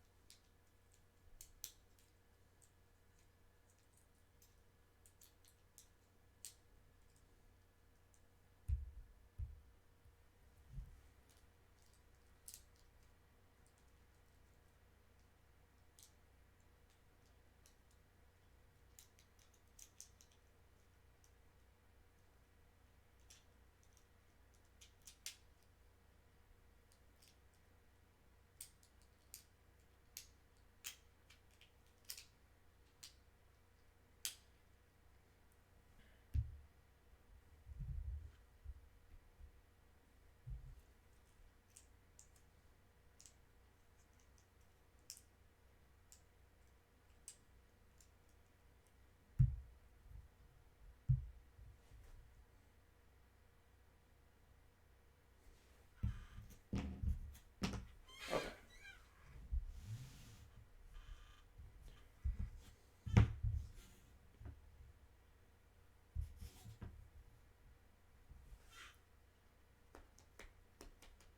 Where's the other Flaming Fist?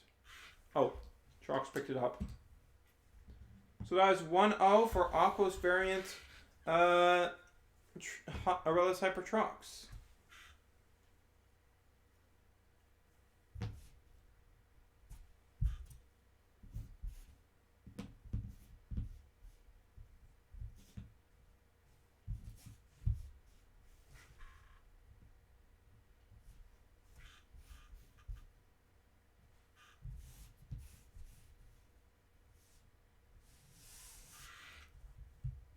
Okay.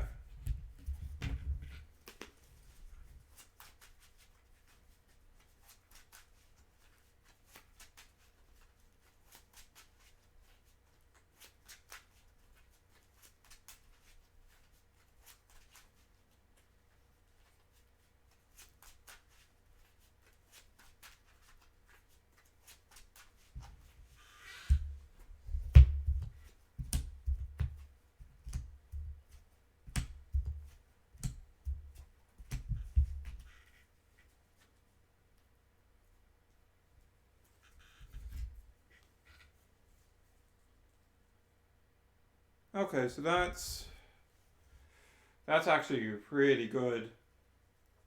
Turn 3 Howlcore with Super Fuel. Might have Syndius for turn 2 play. Yeah, that's like roll Teutonium turn 1. Oh, I forgot to shuffle these back in. You have to redraw. No, I don't want to take away that good hand. Because, God, does this deck need good hands to win. So we're going to try something different this game from the other side. But let's shuffle up and draw our hand before we talk about what that strategy is.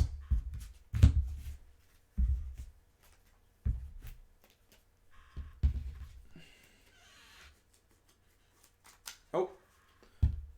Gotta shuffle in the Evos. You know, something I've realized in a lot of my testing is that I love teams that only run the Evos of 2 Bakugan. Like, it's just really nice. It means that one of your Bakugan is a powerhouse that you can rely on at any time. And it means that you waste less space on Evos. And the Evos that you are running are a lot more impactful.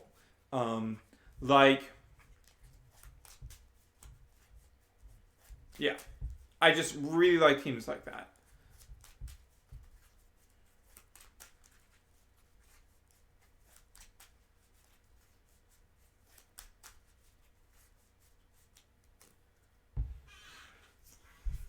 1, 2, 3, 4, 5. Okay, so that's solid. I am missing super fuel to be able to drop down that shun early, but overall that's solid. Let's see. Yeah, that's solid.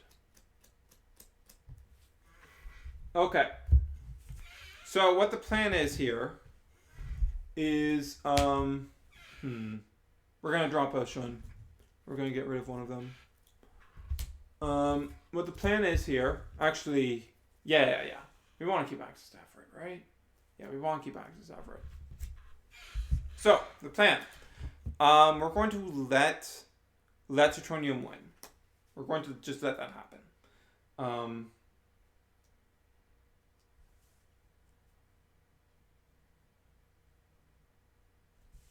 The reason for that is very simple. Even if we beat Tritonium with Hydras, it's going to take a lot to continue to beat him, and he's only dealing 3 damage anyways. So we're just gonna let that Tritonium through, deal his 3 damage, and then be able to use Hydras to deal with other threats. So we're going to roll out Fangzor turn 1.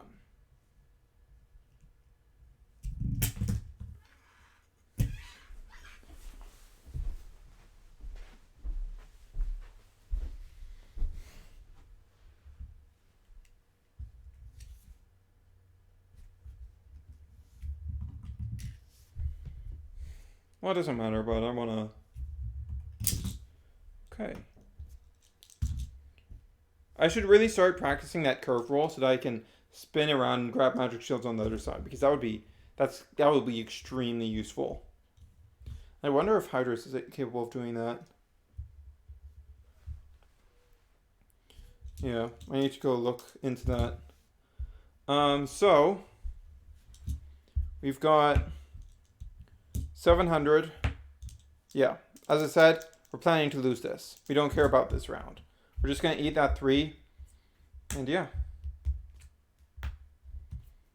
Now that really sucks. We lost a Hyper Trox.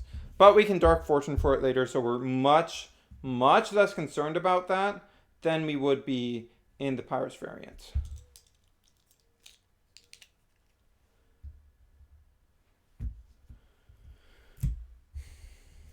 So draw. Okay, so I think we charge this. Take this, of course. And we're going to roll with this.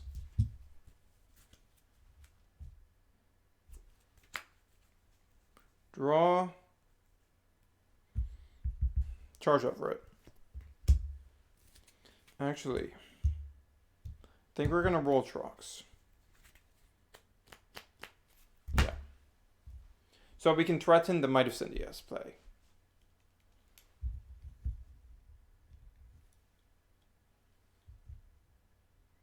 Actually, who do we want to roll this turn?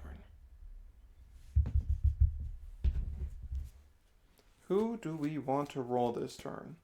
It's honestly a big question. No, Hydras Ultra. Hydras Ultra.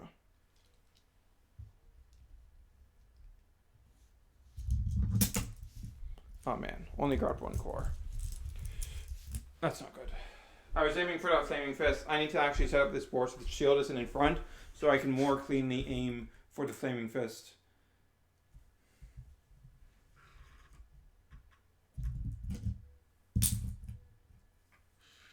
Okay.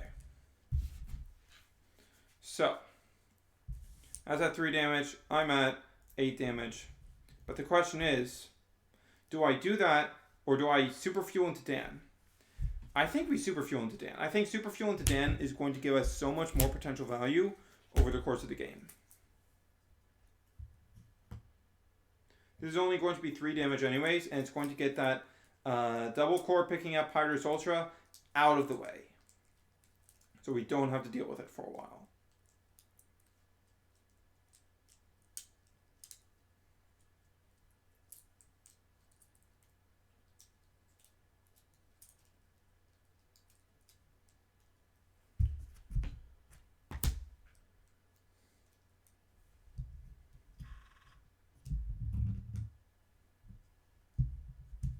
let's try that again.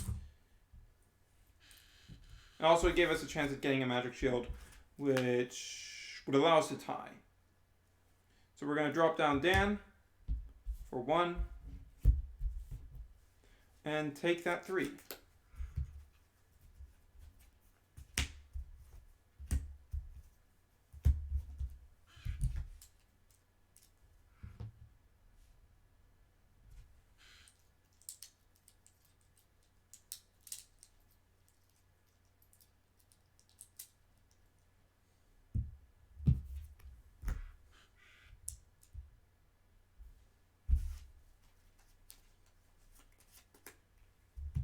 Draw.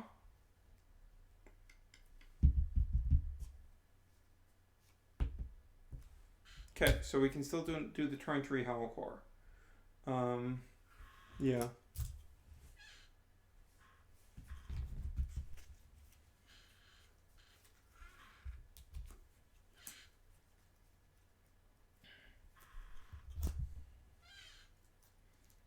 So this is not a good position for the Darkest variant to be in, because Dan is on the board. He can just roll Hyper Hollow Core and get a level off, and there's not much. There's not much that Aurelus Hyper Trox can do right now. And he actually grabbed the magic shield. So, and he gets that Hyper Serpentine Ultra for free? Yeah. Yeah, that's going to be really hard to deal with. Of course, on this side, we are going to be dropping Shun Kazami this turn to get some plays going. It's not going to mean much with what we're dealing with right now, but hey. Okay, so we picked up Double Core, but that's not going to matter. That's not going to matter at all because he's going to Song of Fire into Hyper Hollow Core. And next turn, he's going to be able to Might of Syndius. His Hyper Serpentine Ultra, get into Fury. Yeah, very, very poor position to be in. So this is 1,000. Did we draw a card? No, we didn't draw a card yet. We drew Pact. Of course we drew Pact. Of course we drew Pact. But that's still just what? Oh. That's still just 5 damage. We can deal with that. 2, 3, 4, 5. Losing a Dark Fortune really, really stinks, but whatever.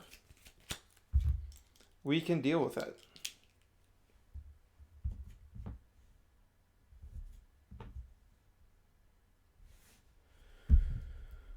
We really can't.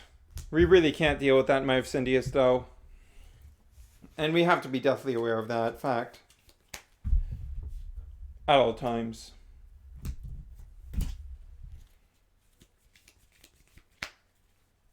Like, even if he doesn't have it in hand, he could get off Dan at literally any time.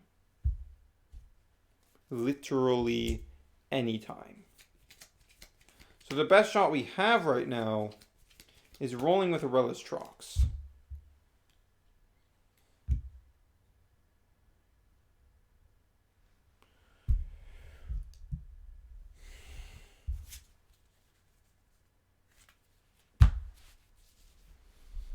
So let's do this.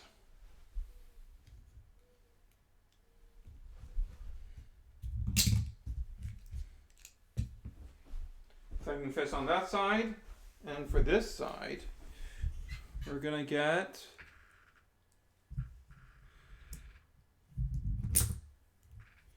Flaming Fist. Dan effect, Super Fuel. Let's do it. That'll let us to get another proc off Dan.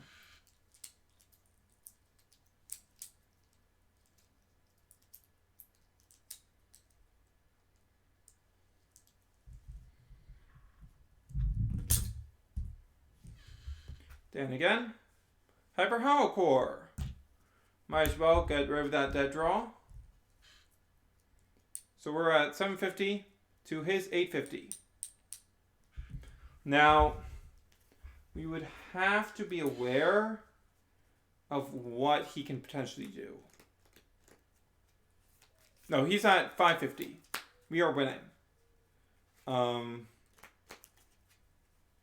It's not going to be for long, of course. Okay, so what do we drop?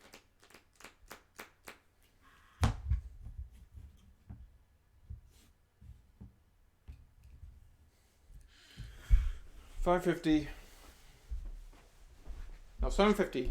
$750 to $550, but we are going to reroll with one of the 4 reroll cards in our hand.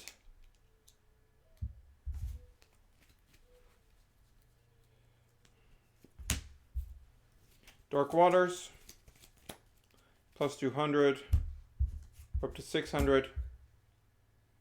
We don't want to use too many of them, because we want to still have them for... There we go.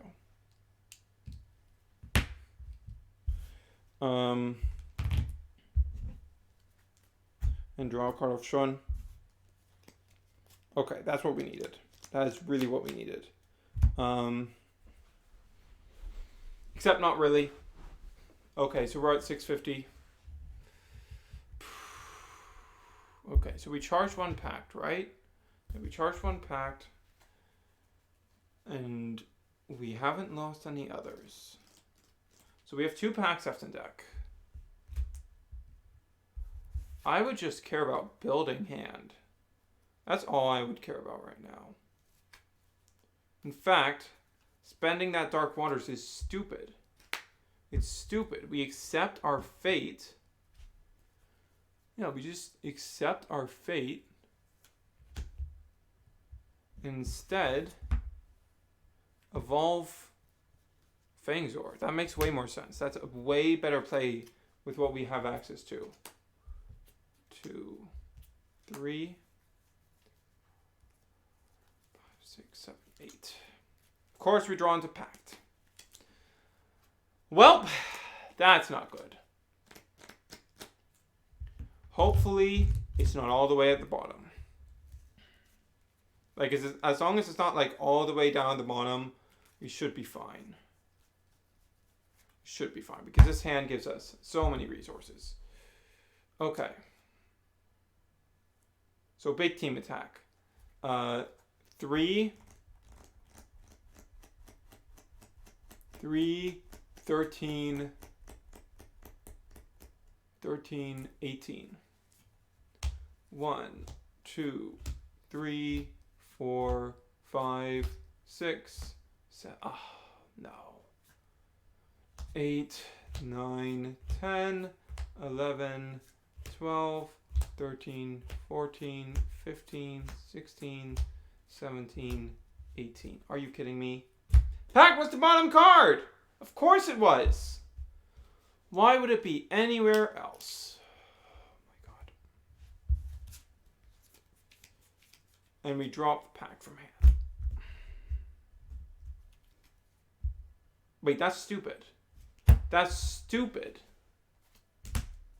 That was a horrible misplay. 1, 2, 3, 4, 5, 6, 7, 8, 9, 10, 11, 12, 13, 14, 15, 16, 17, 18. Okay. So let's put this back how it is and make the correct play, because I made the same misplay before. And come on. Don't do that. Don't freaking do that. Now, like, okay, so that was that. It's these 3. So these 3 go back on top. Yeah. We don't use the Hyper Fangzor yet. We let the damage go through. It hits Pact on the 3rd damage. We were far more likely for that sort of thing to happen because of that. Because we had 2 left in stack instead of 1.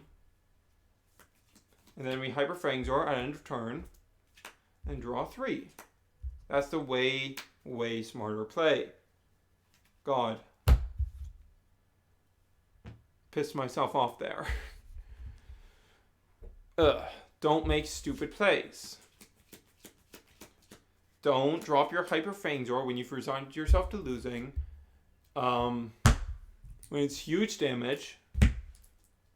Until after you've taken the damage, when you have multiple Pacts of Darkness still in your deck. Because most likely, you're going to cut that damage in half. That's just a far more likely result. I know it looks like I just looked at what the damage was and then changed my decision. But it is the way smarter play in any circumstance to do it that way.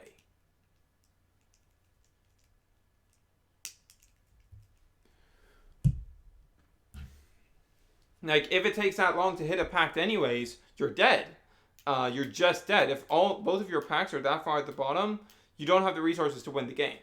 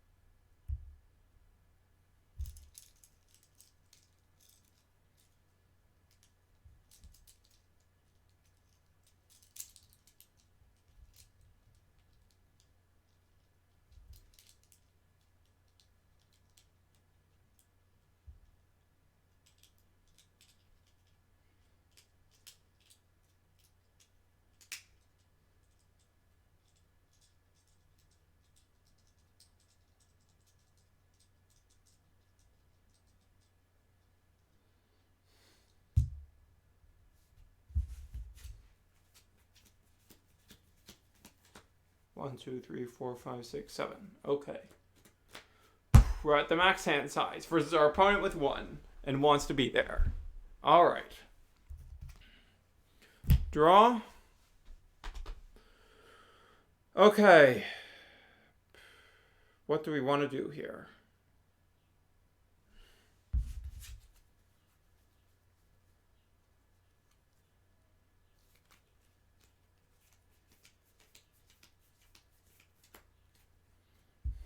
Alright, we need to draw for turn. I don't need this many... No, I don't need any more Hyper Fangor. That's the better thing to charge away.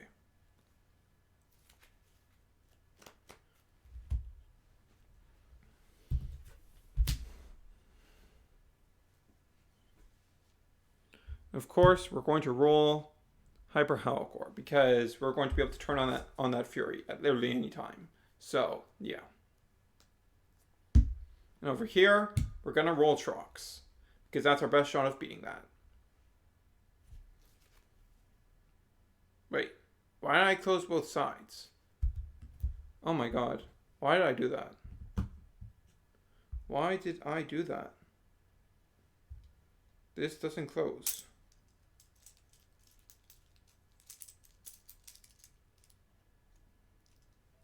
Yeah. Okay, come on, don't be stupid.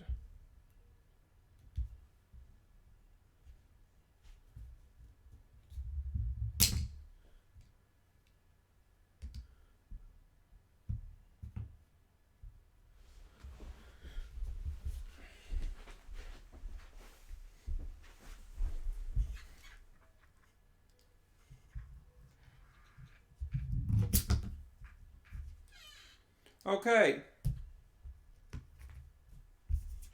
Get another Dankuzo. And this is at 2150. So what you gonna do? Well, we can beat that decently easily with Wave Slash. Or we could get that. Okay. Okay, boys, we in there. We in there.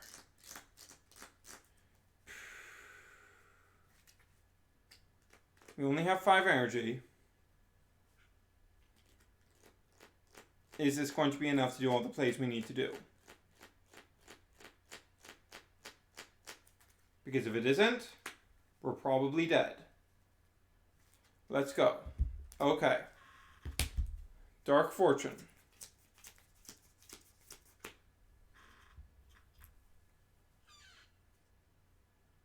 Is it easier for us to get the damage we need rather than the D-power? Because if he wants to empty his hand and do massive damage to us, really threaten us, then he has to empty his hand and turn the battle condition to damage. Is that easier for us to deal with? 26. Let's see. How many would we need? Okay, so Dark Fortune is gonna go off.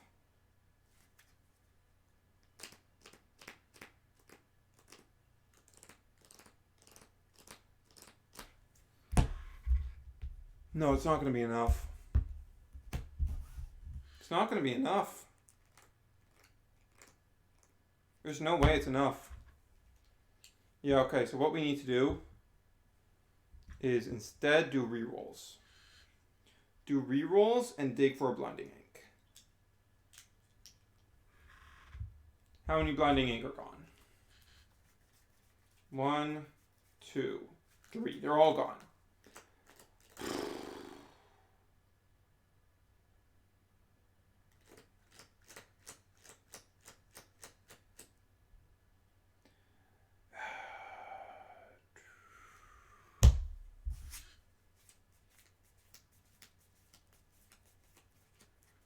Yeah, I think that's a loss. I think that's a loss either way.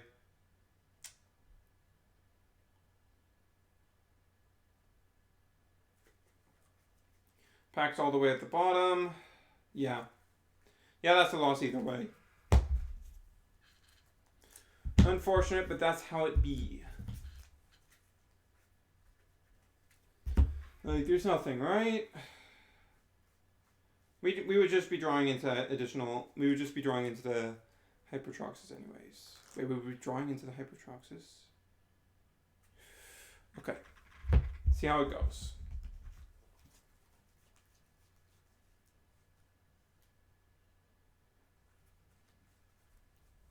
Okay. Yeah. Yeah, that's worth taking a shot at least. Okay. So deep dive. Draw a card. And we re-roll.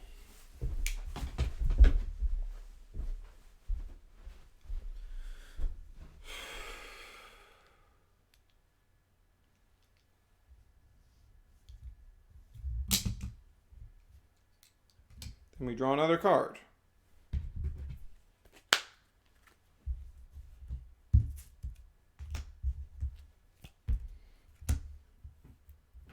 Then we evolve to Hypertrox.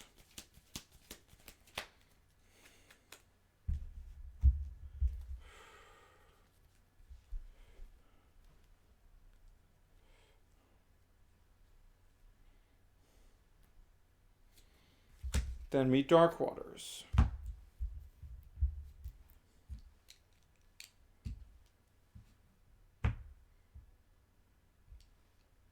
Wait, no. We don't need to draw any more cards. So we just do the plus 200. And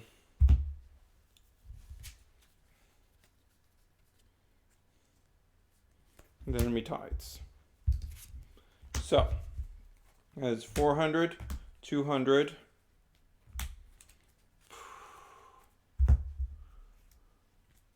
600, 1200, 1300, 850, 2150. We're tied. We are tied on B power.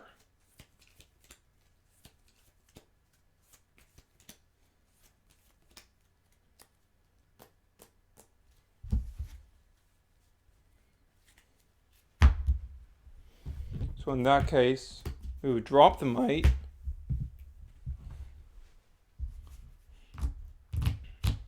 So now at 26 damage. So 6, 9, 11, 15, 19. It's not enough. Not enough. So we have to eat the damage.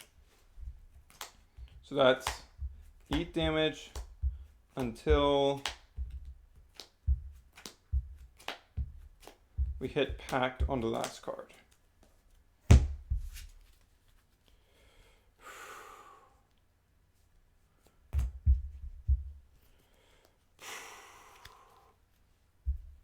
Is it even conceivably possible? We're gonna find out, boys. I don't think it is. I don't think it is. But we're gonna find out. We are gonna find out.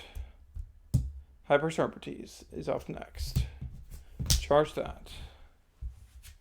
We have nothing more to draw.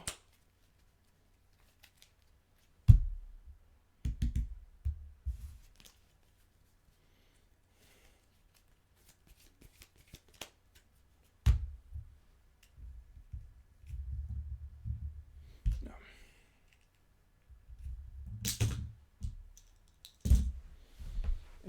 1250.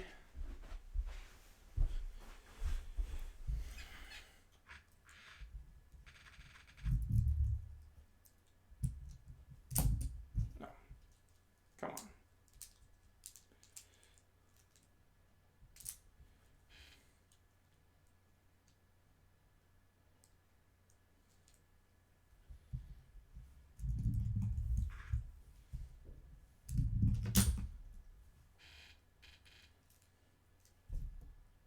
$1,500. 12 damage. Dan. Might.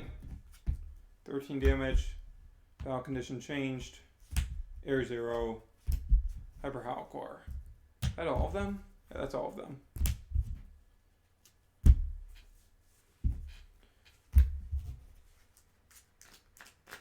So that's still game. Because we can't buff up our damage with...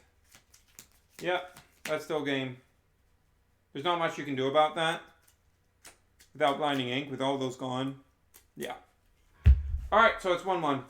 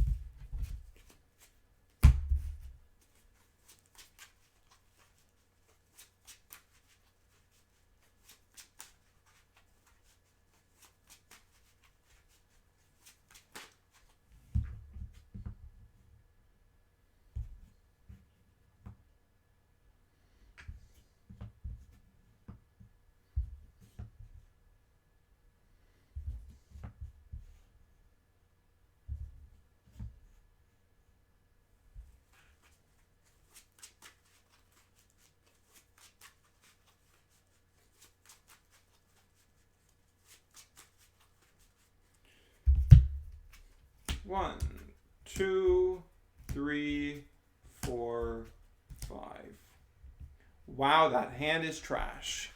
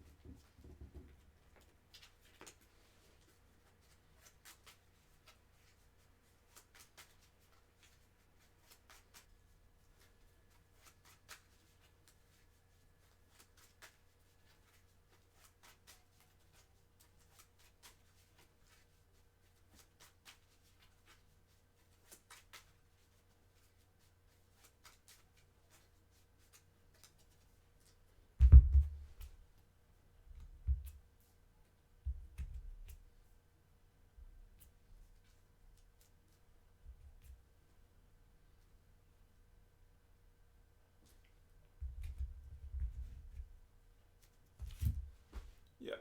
Okay. Okay. Yeah, so first goes over here. Get the Hyper Trox. Okay. Okay. What do we charge? Everett? Yeah, we charge Everett.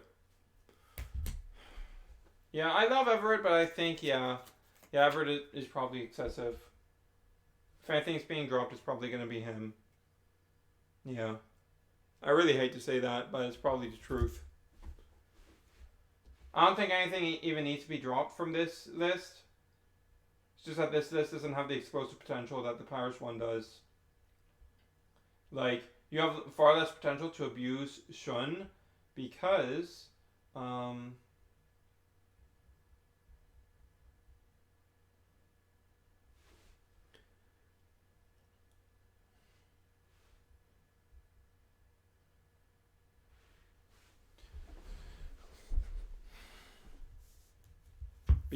you only have 6 rerolls for 1 cost or less, rather than 12. So you know. Okay. Do we go back to this tactic? Yes. Yes, I think we do. Yeah, I think we do. Because, okay. This allows us to set up Hyper Trox on turn 2 before having to worry about my Obsidius. Because he'll still be likely worrying. No, I think that's a fallacy. That's actually a fallacy. Yeah, that's actually a fallacy. We're going to roll with Hyper Fangor first.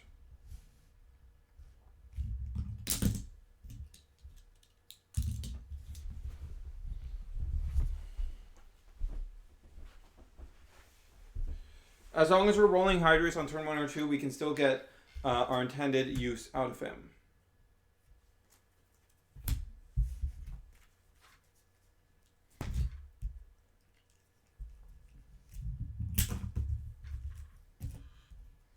Okay.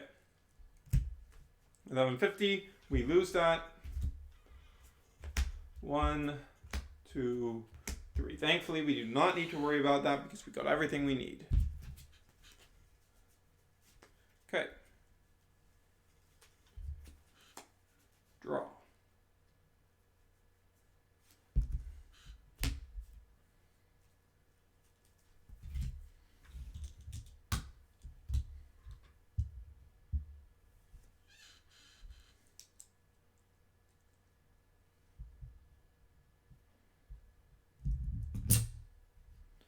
Magic Shield. Okay, I'm getting better at landing these on these magic shields. 950.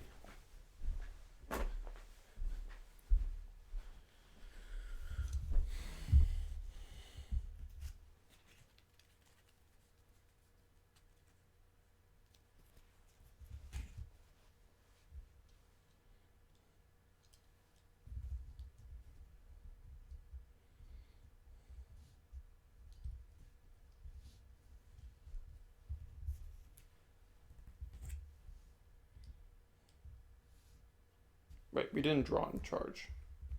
Draw. Definitely charge that. Yeah. Without a doubt. Oh. Forgot to close this up.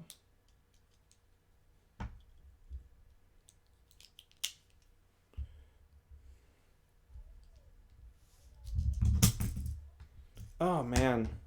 Oh. I guess that counts. Are we going to count that?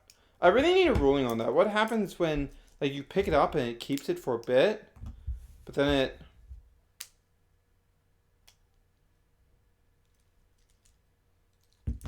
Like, because it doesn't fall off when I'm holding him like this, but it does when I flip him over. We really need some sort of ruling on that because that's super unclear right now, how exactly that works. Like, you need him like this.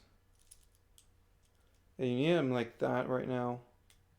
Feels like. Can't be completely overlaid, or maybe. I don't know. We'll count that.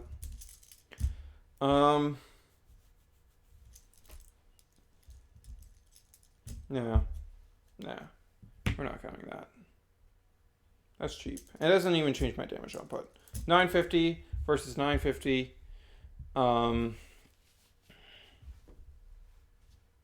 Yeah.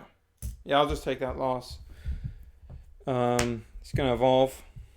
It's gonna deal 7. Yeah, 7 damage. 1, 2, 3, 4, 5, 6, 7. Oh, that blows.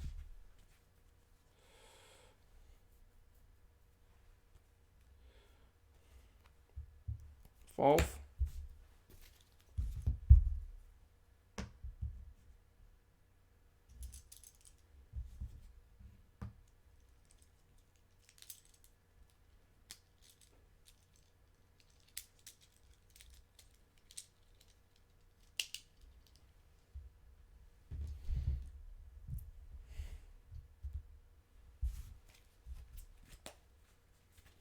Charge, Hyper Fangzor.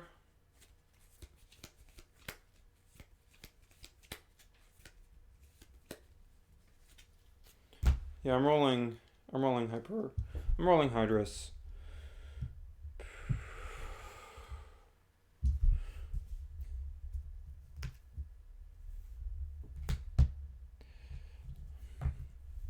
Charge.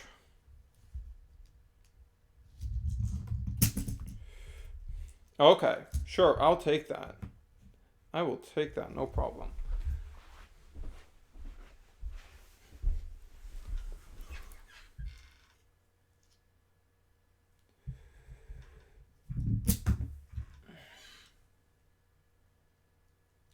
Like, because to get it out here, he would have needed to do Super Fuel or Song of Fire, and I have Blinding Ink. So, he was just not a threat.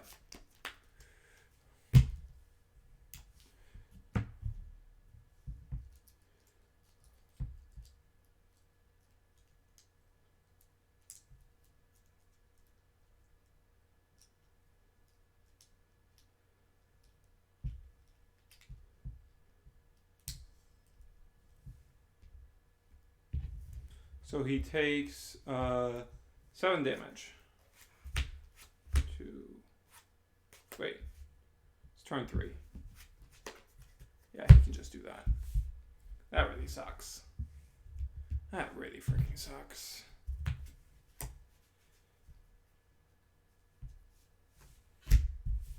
Charge Quickfire. We'll put down Dan Kuzo.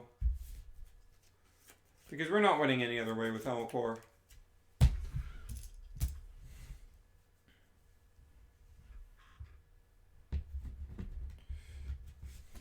Okay. We are still in the setup phase right now. Effectively, for the other side. Now get rid of that. Alright.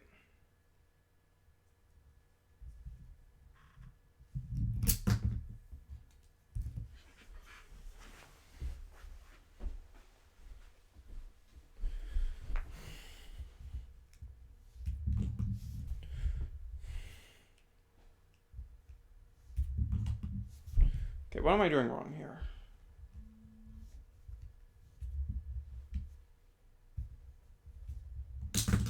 There we go. I'm going to do multiple rolls to make sure I'm getting this right. Okay.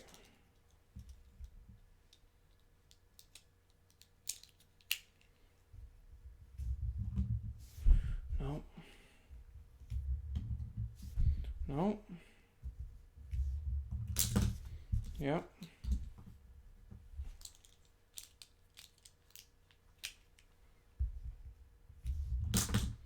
Yep.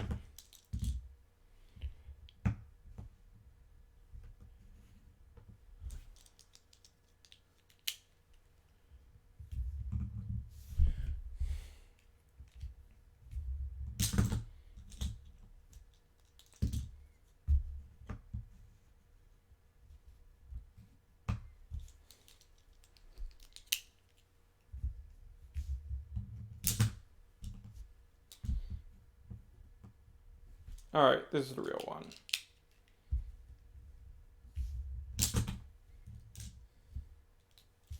$850 to 200. Song of Fire.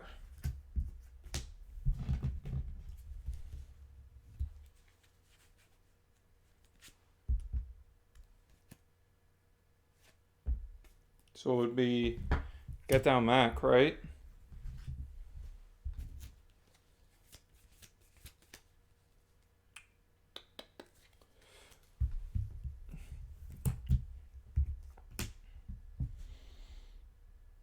Yeah, I wouldn't let that go through. That's way too risky to let go through. Like, that's not happening. We don't allow that to happen ever. Yeah. Assuming that's allowed. Assuming that's allowed, of course. 4 damage.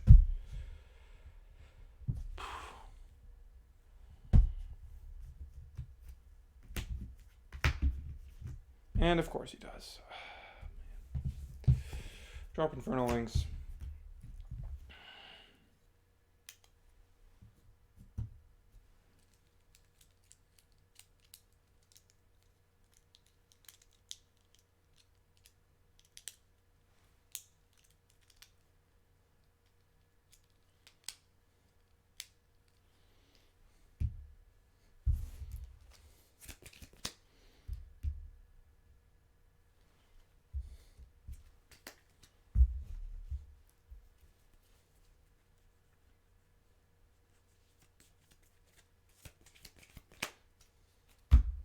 All right. Oh. Did I... No, I haven't drawn for turn. We keep that. We keep that.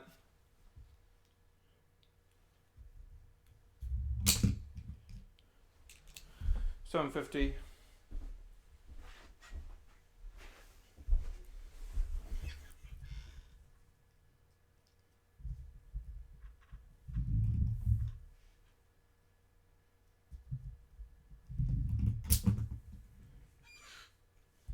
Okay. Dan. Get another Dan down. Okay, so Trox is down at 750. Nowhere near that, so Super Fuel.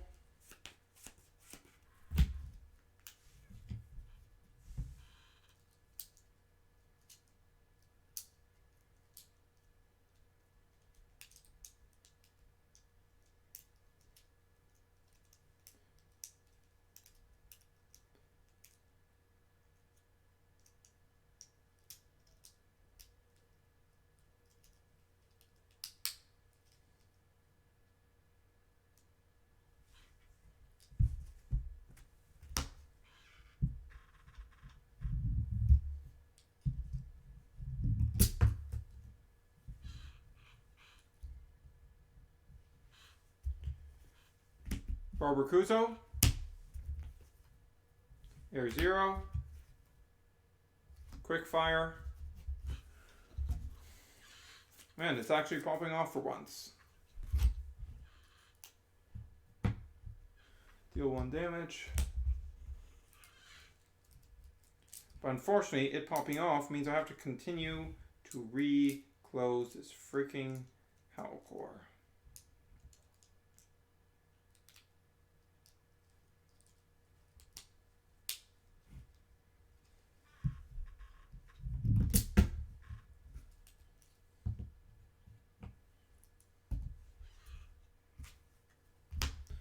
Serpentines.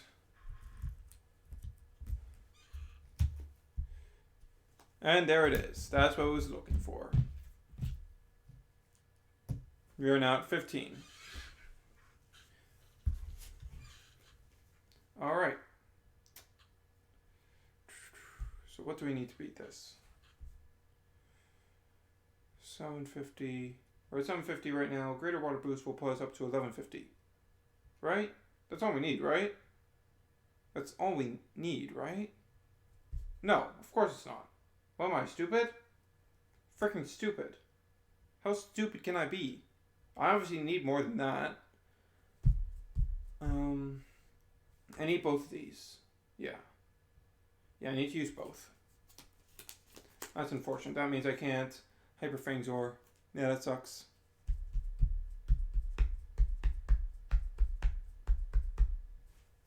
So, Raider Water Boost, and then Dark Waters. So this pumps it up to 1050, 1650. 1650. Could pump it up further to 2250 to beat a Magic Shield if he had that. And putting down a Mac will not help him. He can't put down a Mac because Dan ate the Super Fuel. Yeah. Dark Waters, 300, 1050, yeah. 1650, yeah, that's enough. That's enough to win.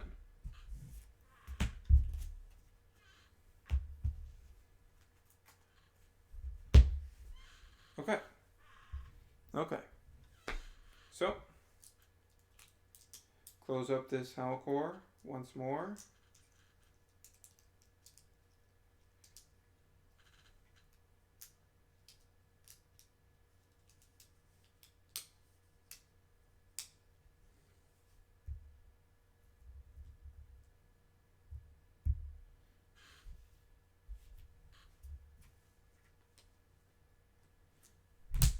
Draw.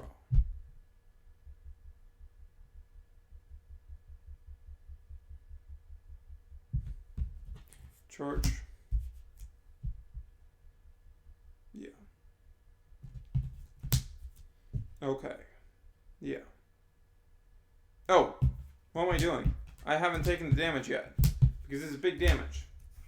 So this is 2 cards for play on it, so it's up to 16 damage plus 20 damage plus 27 damage.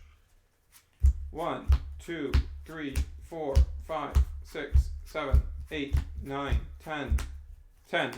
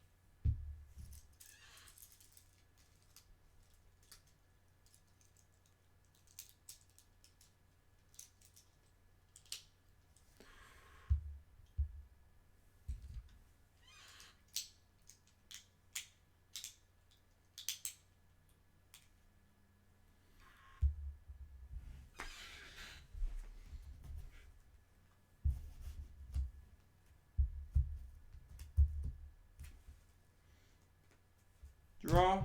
Obviously don't need that. Charge. Okay. This is actually a really good spot for this deck right now. Draw.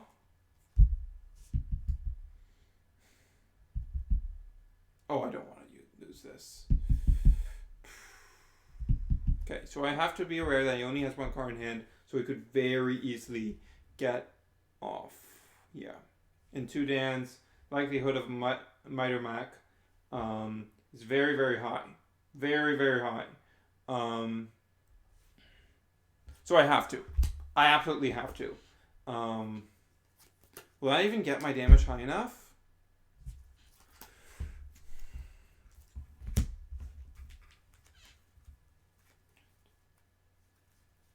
How many packs are gone? Did I draw into one earlier? No, I didn't. So, there's 1 pack left. I can't win this. It's actually impossible. Yeah, that's not possible. So what we have to do is we just... Yeah, we just roll Fangzor, I guess. Let him do his thing.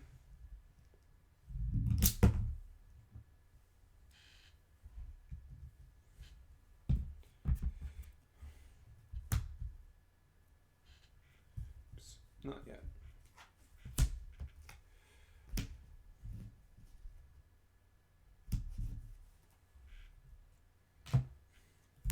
I'll play this in response to Titan Tertonium. And then second Dan, Inferno Wings. Yeah, none of that matters.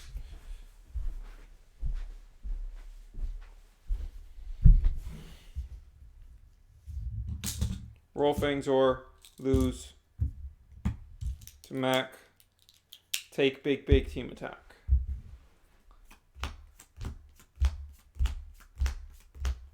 Packed.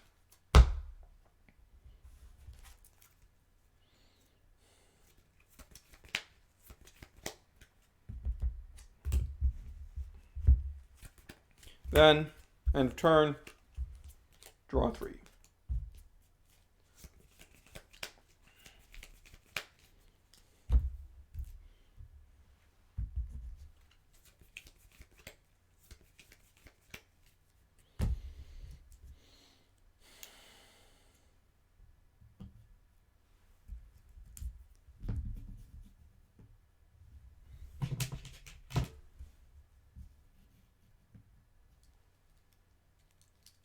So everything is now evolved and Fury is fully active.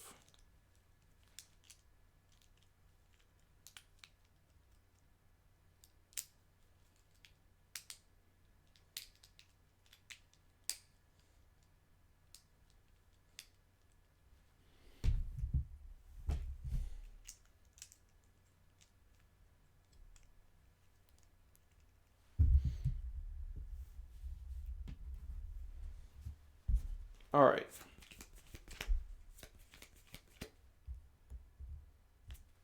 Draw. Charge.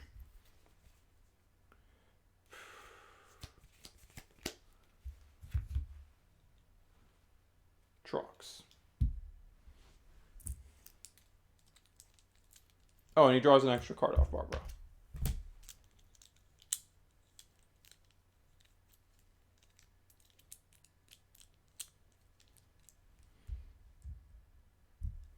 I think we might lose this. We couldn't get Shun down, so there's no way for us to get off a big enough combo to screw him up.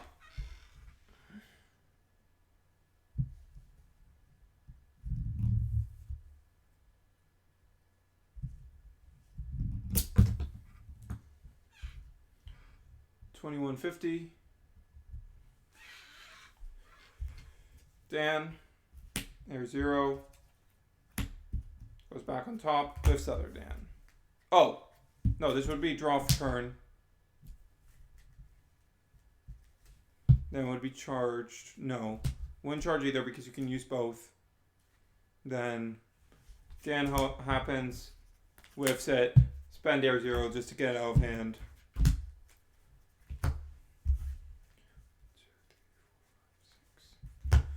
2150.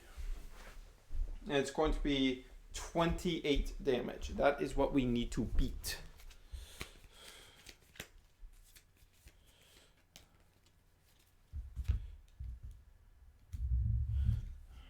Come on.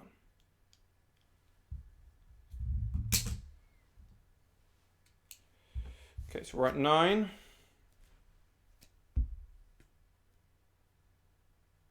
Oh wait, we have blinding ink. I completely forgot we had blinding ink. I literally completely forgot we had that. But is it enough? Do we have enough before that?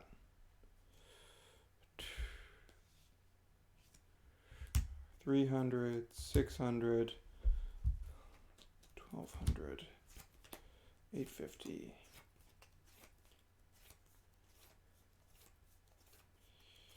$20.50. Oh, we are so close. We are so close. Oh, that is so close.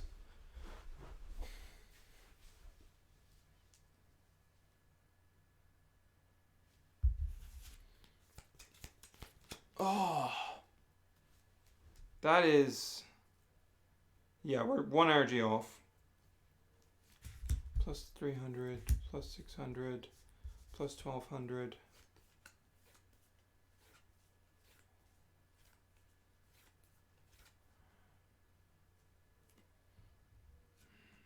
Let's see, what if I do this? 500, 1100, 850, 1950.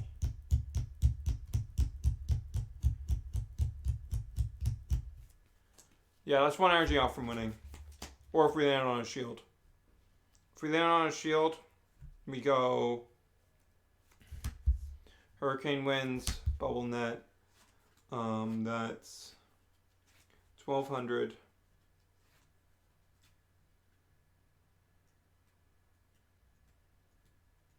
2050.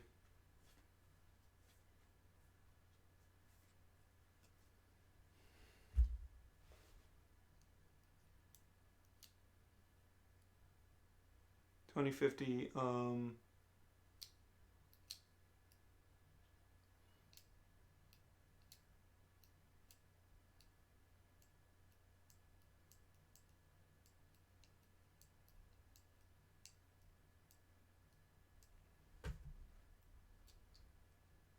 No. 600, 900, 2150. We tie it. We'd manage to tie it. Then top card, Dark Waters, counter outsiders, block outsiders. Okay. Yeah, we lose. That's 1 too. Yeah. That is just short of victory. That sucks.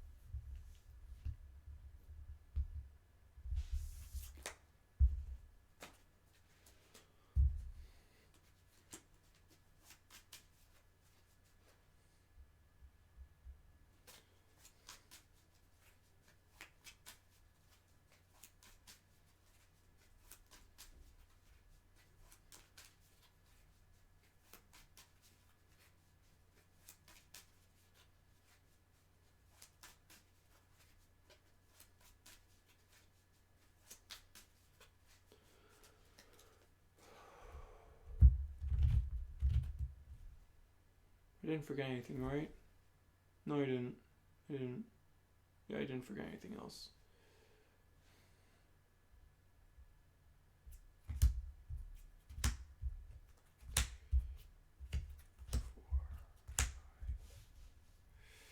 No, Sean again.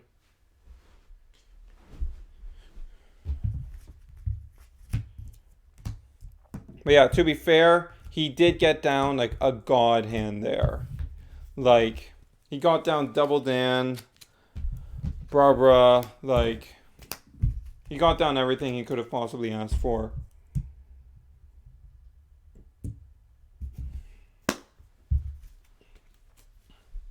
And he was still a hair's breadth away from losing. Like, literally one more card we could play without expending the energy we need for Blinding Ink, and we won that. If we saw Shun earlier in the game, we would have won that. Like, that's just what it comes down to. If we'd seen Shun, we would have just won that.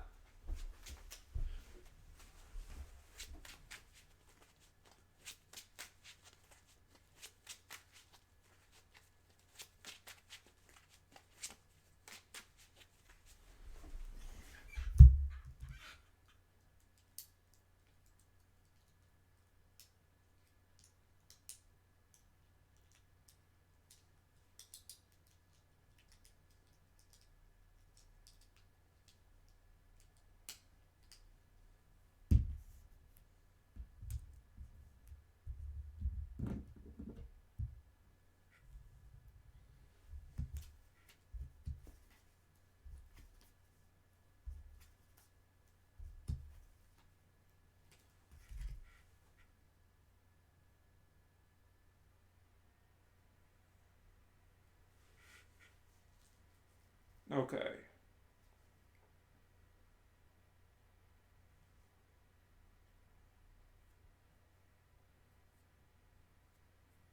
So that's okay.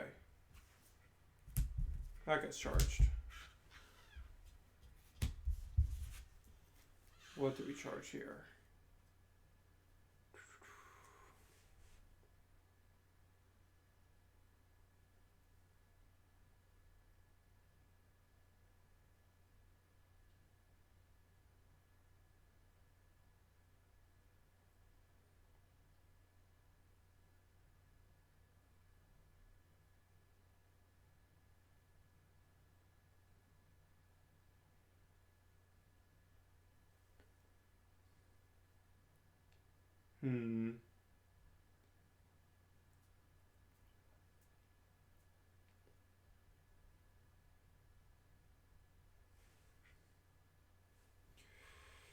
Everett Ray.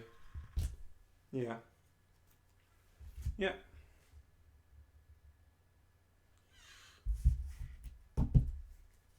Okay.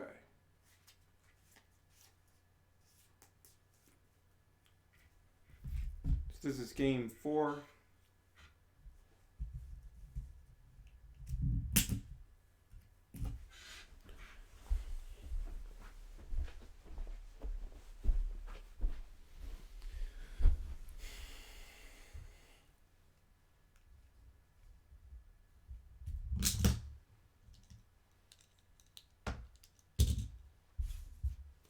$850.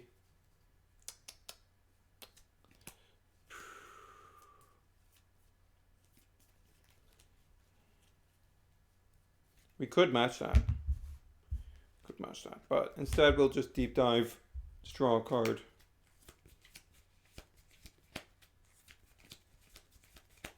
Yeah.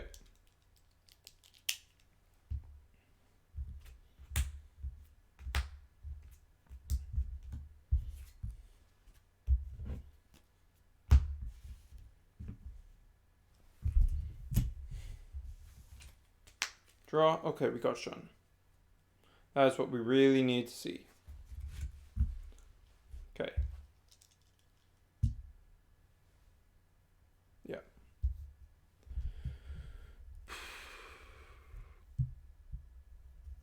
Let's draw. We got Super Fuel, so we can do turn 2 to end.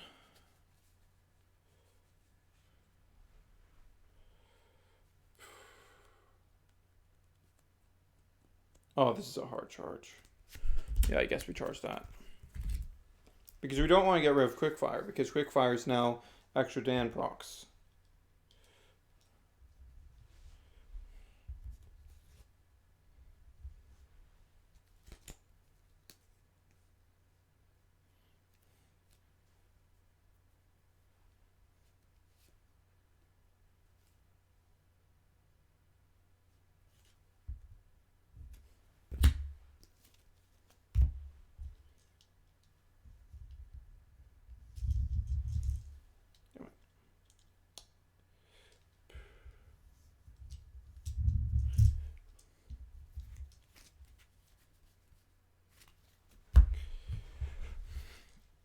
Alright, actually focus here.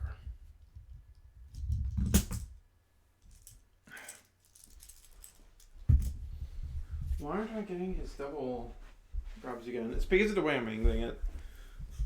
I'm not angling in the right way to get those.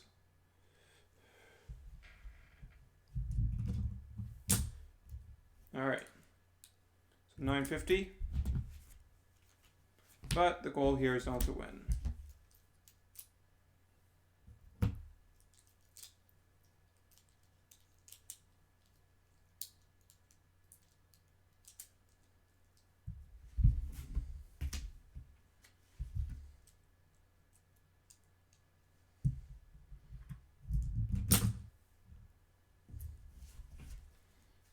And one more for the Dan.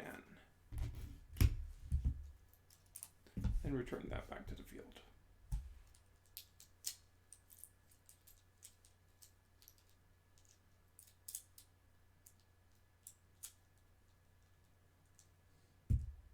And eat 7. 1, 2, 3, 4, 6,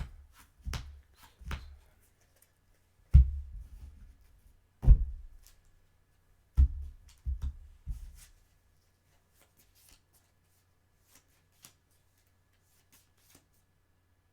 Yeah.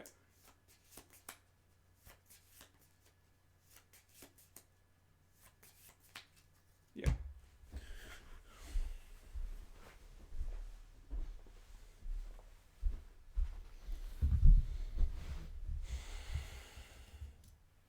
Okay. Draw.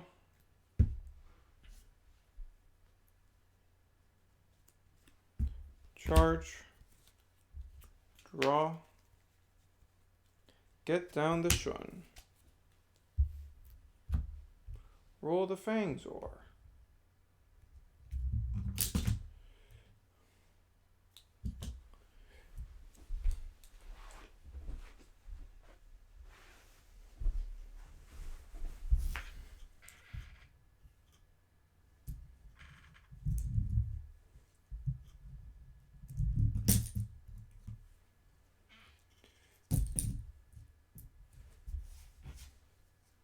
$950. Dan effect. And that's a whiff. $950 versus 700. Oh, and they draw a card.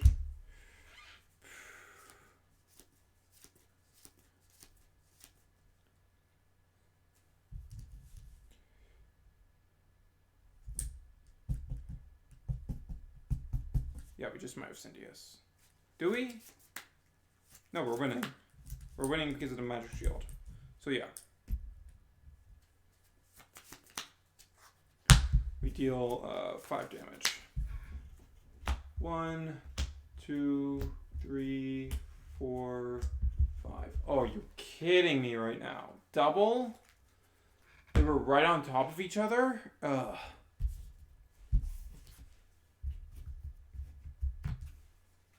And draw that, charge that.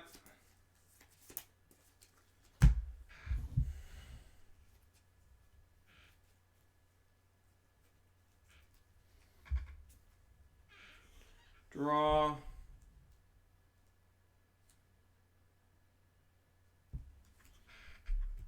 Charge.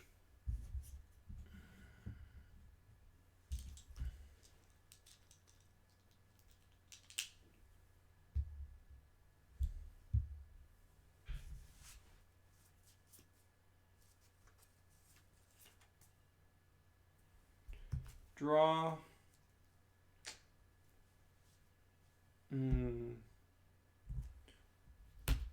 Charge that. I'd rather... No, don't charge anything right now. Don't charge anything. Alright.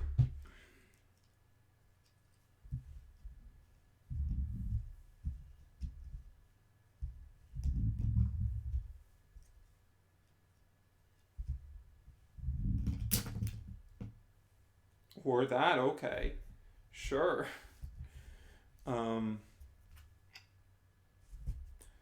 Titan Titanium.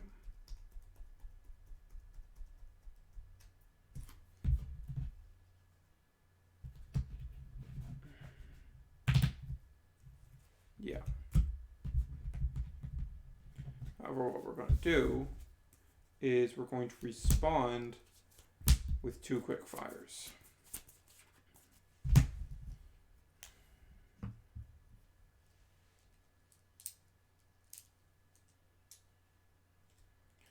So we will re-roll twice before dropping our hand.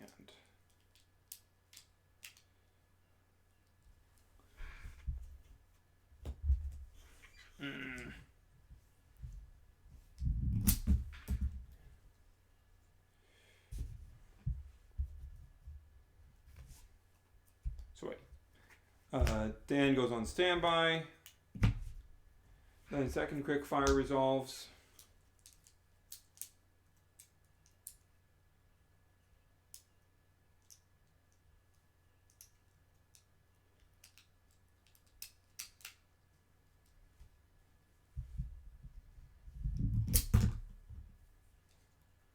And then we will have both these stands resolve.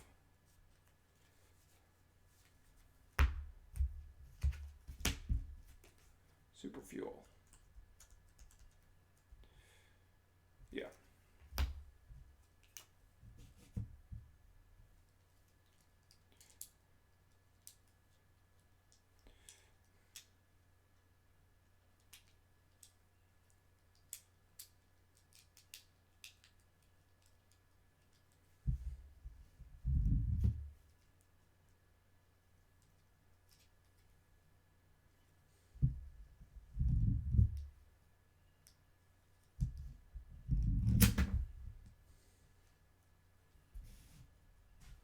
Okay, get to steal that shield. Hyper Serpentes. And that's it. Yeah, that's it. So 400.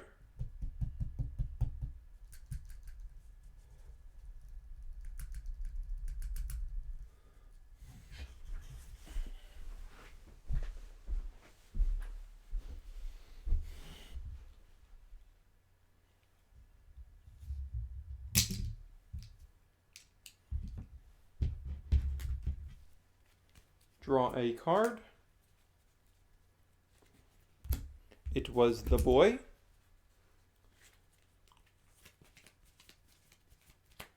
So 750.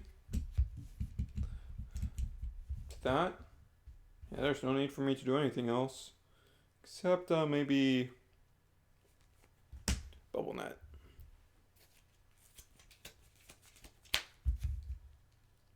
So that's 12 damage total. 1, 2, 3, 4, 5, 6, 7, 8, 9. Yeah.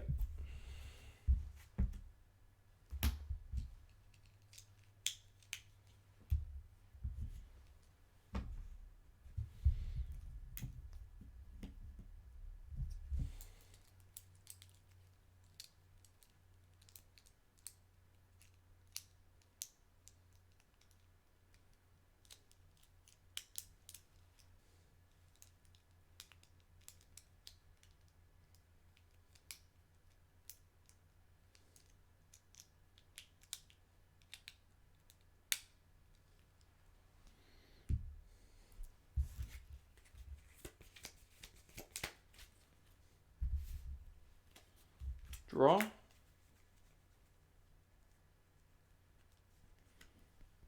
Charge.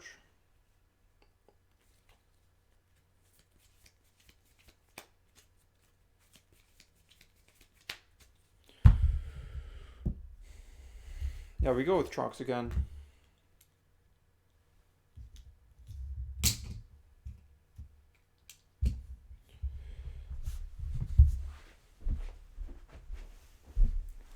The idea here is if we win with Trox again here, we're probably going to deal enough damage that he isn't going to be able to really do anything else. That was Song of Fire, by the way. that he's going to run out of resources from his deck to really be able to utilize. And at that point, he'll lose. So our weaker, like we don't have any cards to really pump up Fangzor right now to guarantee a victory if he manages to get Hypertrox. So we want to avoid running into that scenario for now.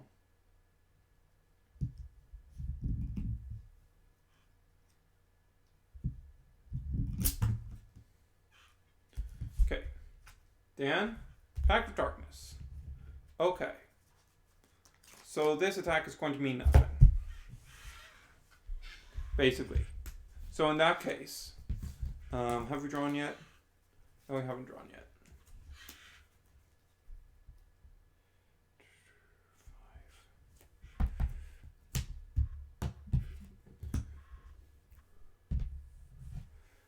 We will draw 3 off of Fangzor. And now we have real things. And we draw a pack so that there's a perfect discard fodder there. So this loses. And he pays 4. He's not out of hypers, right? No. No, there's still 2 left in deck.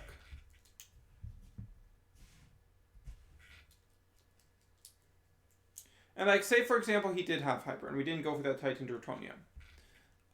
It wouldn't really matter. Would it really matter? Like, he wouldn't have it by this point. He would have it on this turn. This is the first turn he would have access to it. We would have tons of plays off Trox to stop it from mattering.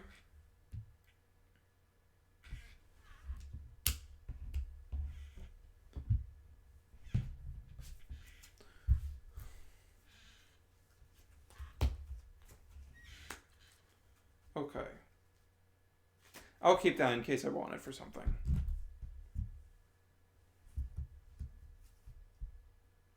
I have Syndius. I'll keep that for now.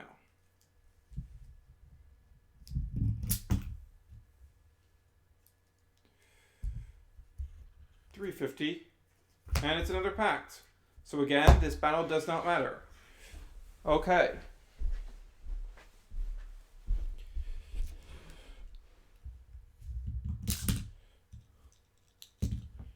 $850. We draw a card.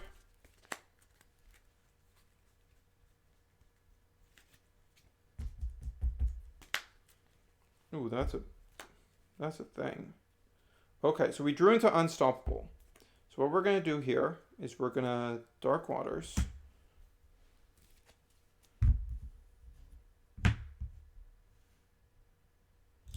We're going to go for a Fist so that we can Unstoppable.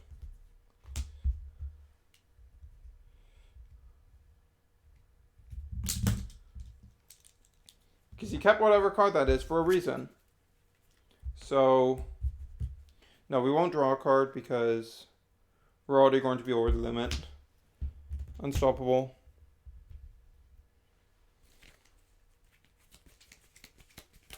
So we gain 2 Frost Strike, which means either his Paris stops become unplayable, or if he flips Pact, he's going to have to, yeah.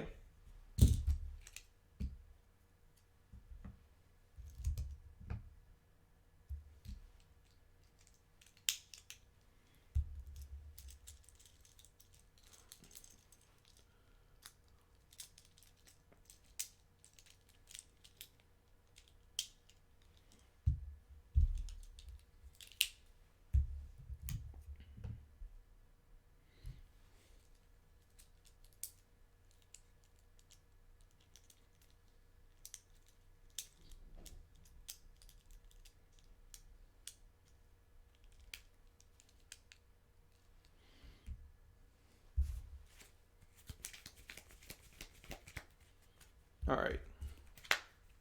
Draw, charge, really don't need that.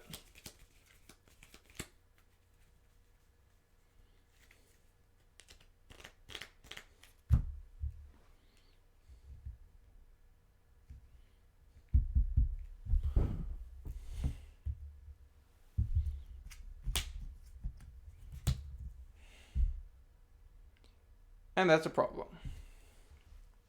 You can't even play it.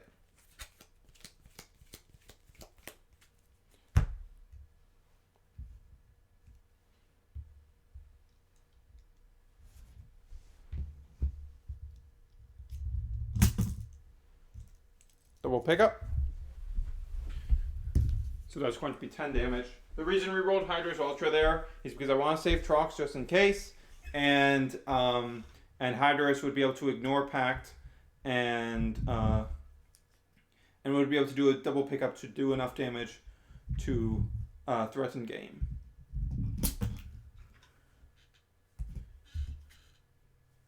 There's 0. Barbacusa. Nothing. Nothing. And with that, he would lose. Boop, boop. Oh, no. No, he still had to block outsiders. So, yeah. That saves him.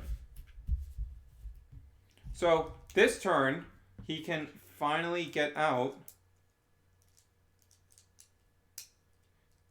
And I won't draw off Shun because I'm way too close to the limit.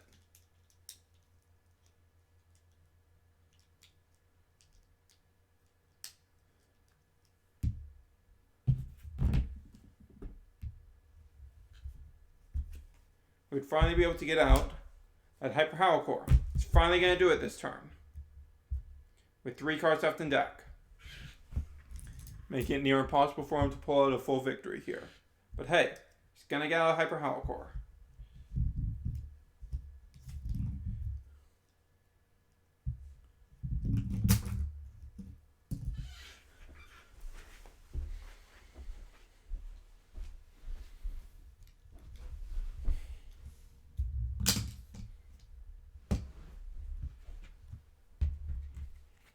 Alright, draw for turn. Keep it. Draw for Shun.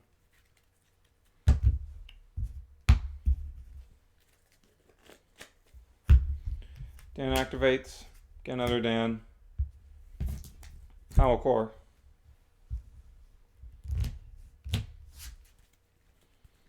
And then, yeah. So, 750. Like, do I even need to? I think you know how this goes by now. 1150, 1750.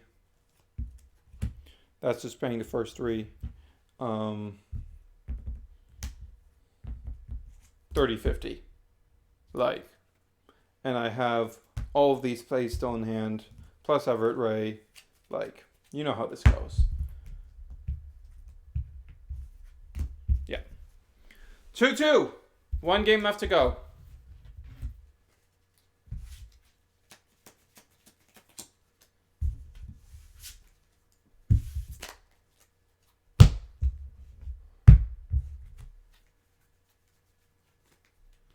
Still had Pact of Darkness in there, by the way, if we lost 1 battle.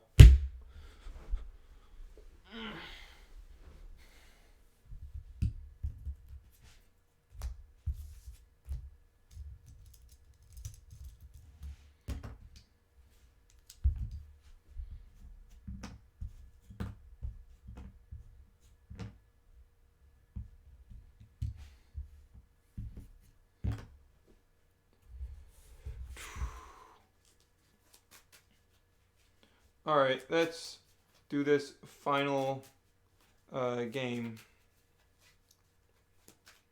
And then finish this up. Close down this stream.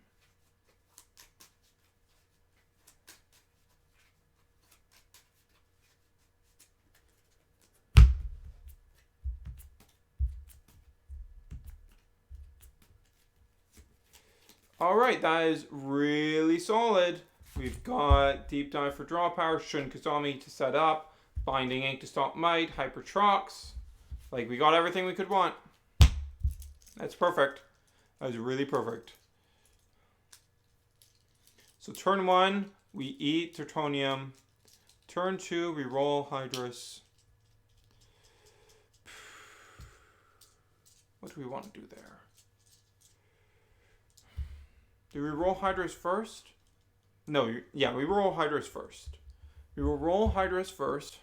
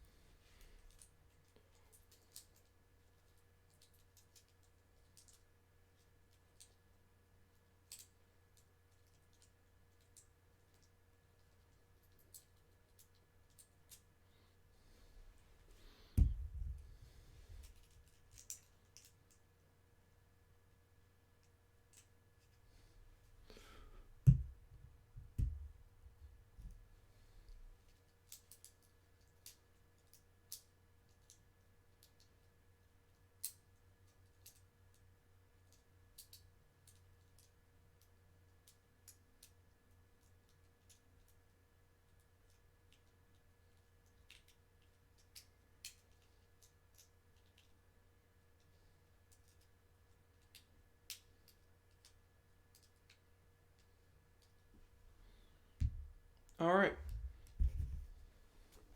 So let's shuffle up Fury and start up the last game of the night.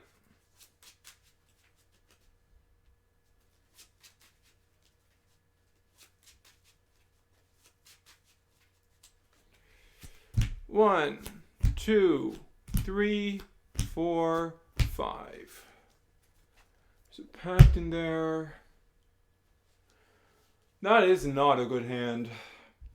Well, I say that about a lot of that deck's hands because, like, it's very likely to get a bad hand. Oh. What? What? Huh? What? How did I... What the heck?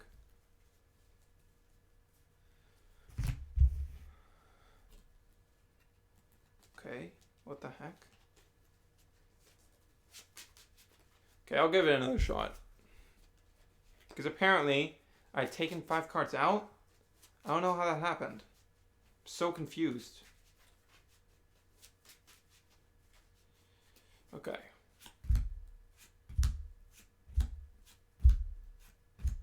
Wow, it's somehow worse. It is somehow actually worse. That is incredible. I did not think that was possible. I legitimately didn't think it was possible for it to get a worse hand. It somehow did it. That deck is something else. Okay. Draw. Get rid of Unstoppable. It's the least useful card here by far.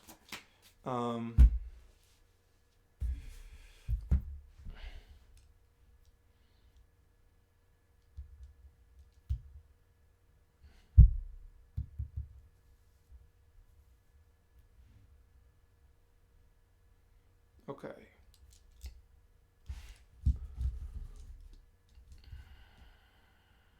Yeah.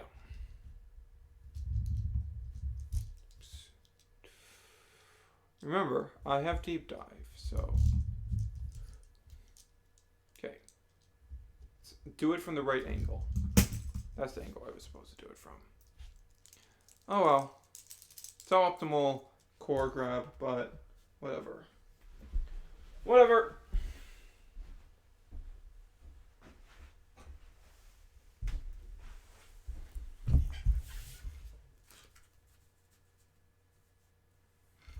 Draw. Charge the block outsiders that we just drew into. Okay, 1150.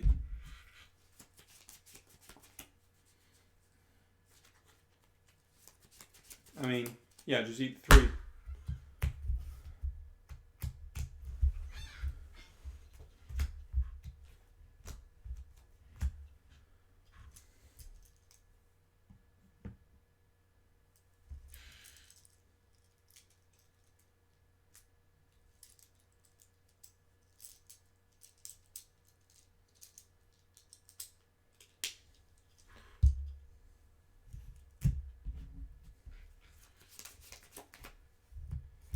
Draw. Charge.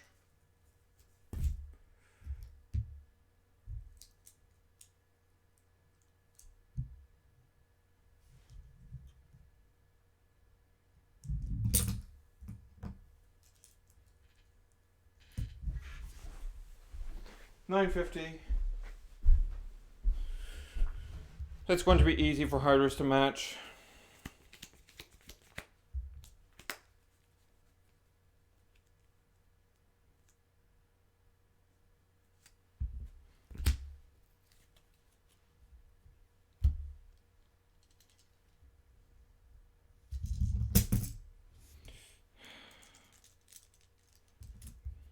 $9.50.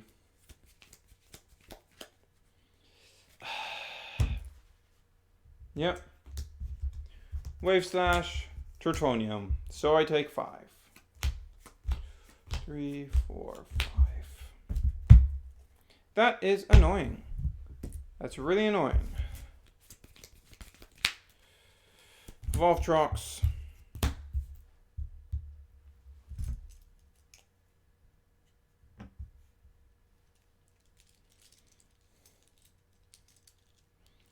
All I need to learn about Hydros going forward is just how to angle him correctly. Because getting that double open is just all about angling it correctly. I know I can get it consistently, I just need to work on the angle. Alright. Draw. Do not need Dark Fortune. Set up Shun.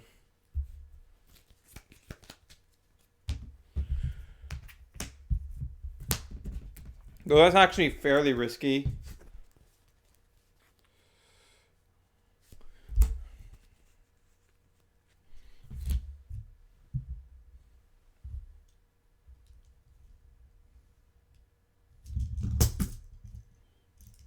There we are. Oh.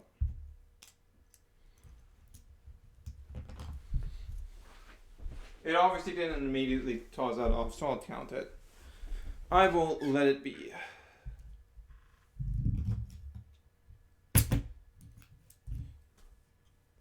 So, draw a card. Not useful. But, what else can this side even do? Oh, it can Inferno Wings, but that won't really matter. Yeah, that won't really matter. He'll still win. You do it anyways for the reduced damage? I think you do. Yeah, I think you do. I think you do it anyways for the reduced damage.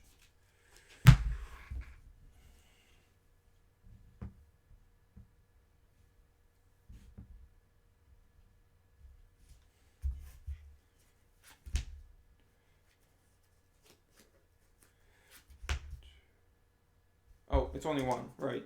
It's only 1 with the course gone.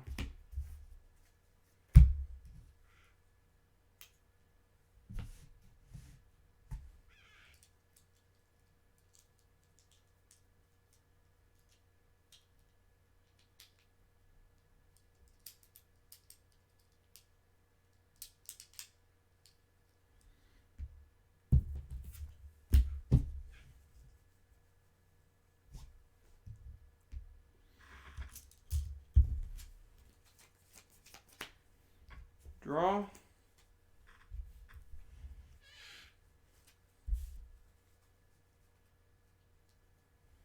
Charge.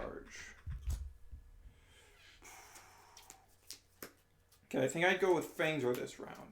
Because I'll naturally beat him with Fangs Roar. And Blinding Ink will prevent him from getting out Hyper Howlcore. If he has access to one of those plays. Charge a Mac. Get down Dan.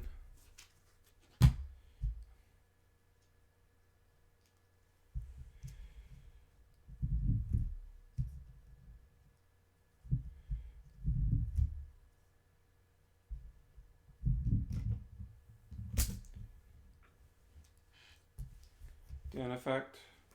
Get down another Dan.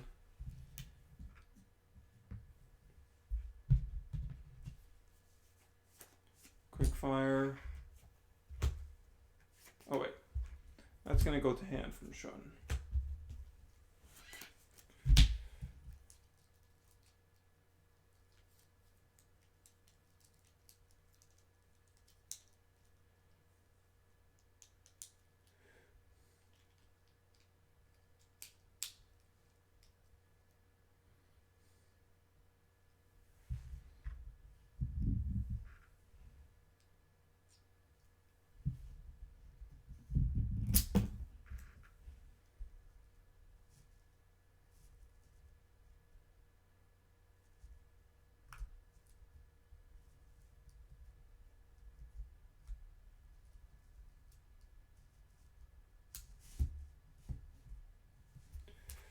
Dan 1, remove Syndius.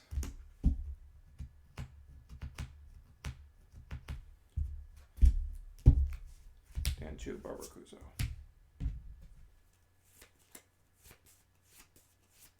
Actually, would that even go off? No. No, we would Blinding Ink that.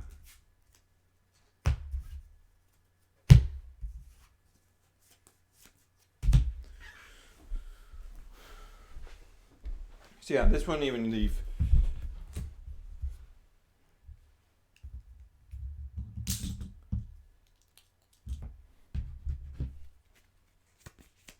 Yeah, and when he goes to do that, you just go no. Blinding Ink.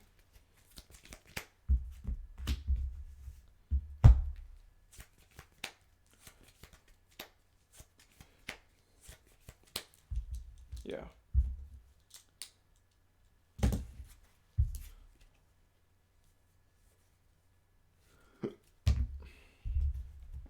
And then that's 1 damage.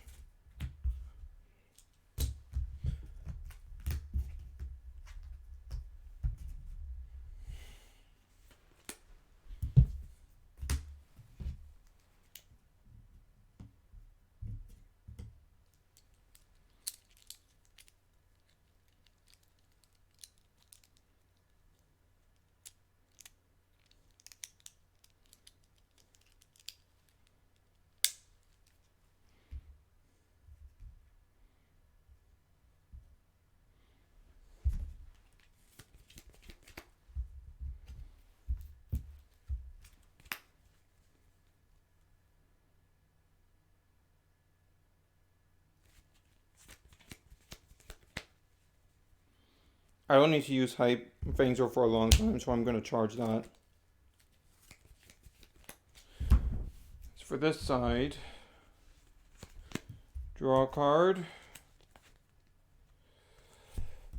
charge Barbara. Yeah.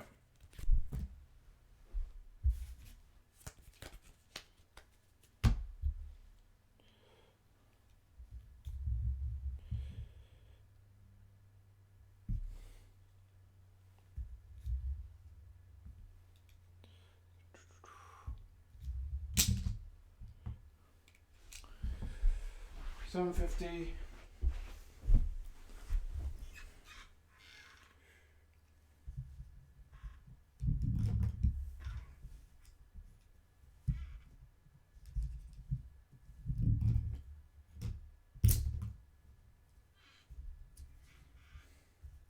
Dan 1, Hyper Serpentines. Dan 2, Block Outsiders. Which means this means nothing.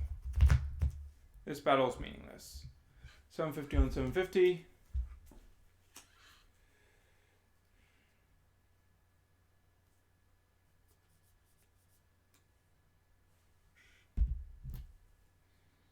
Yeah, we just deep dive to build some hand.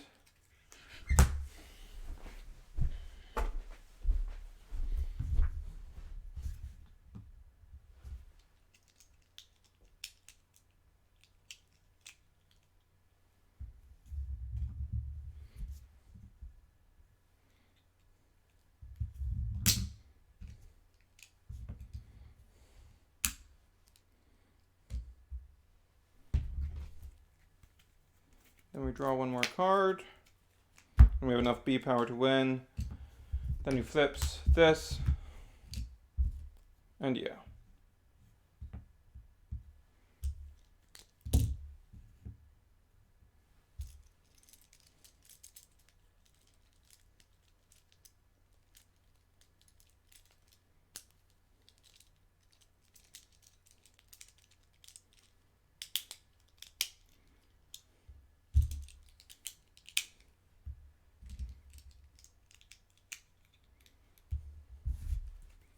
One, two, three, four, five, six.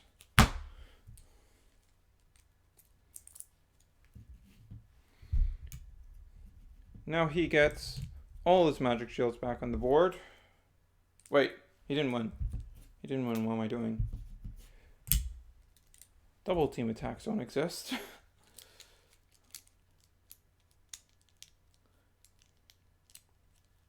I get in the mood of closing one team and forget that the other team doesn't need to also close.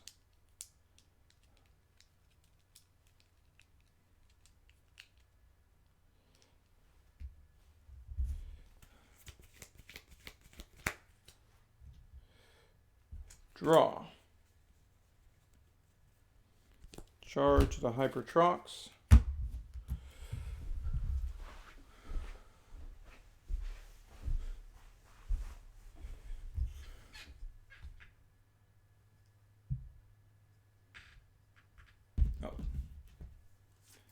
Draw, charge the Serpentes.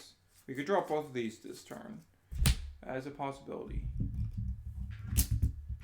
Okay. Sure. Super Fuel? Sure. We still have one Dan on standby.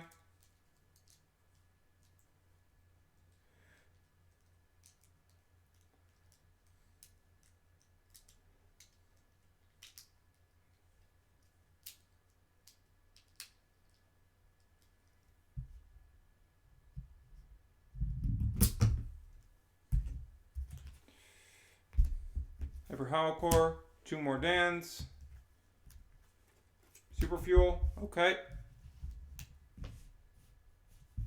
Again, we've got one Dan on standby.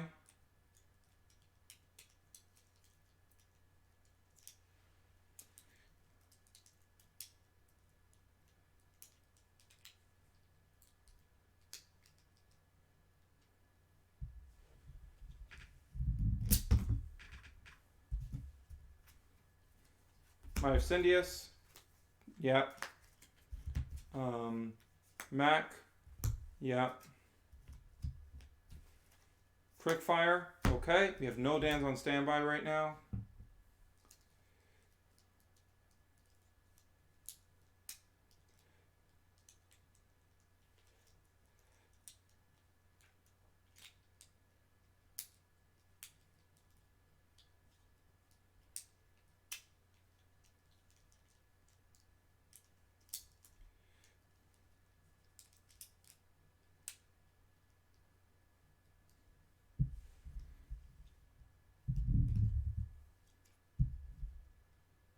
Oh, deal one damage. Actually, that would go to hand, so yeah.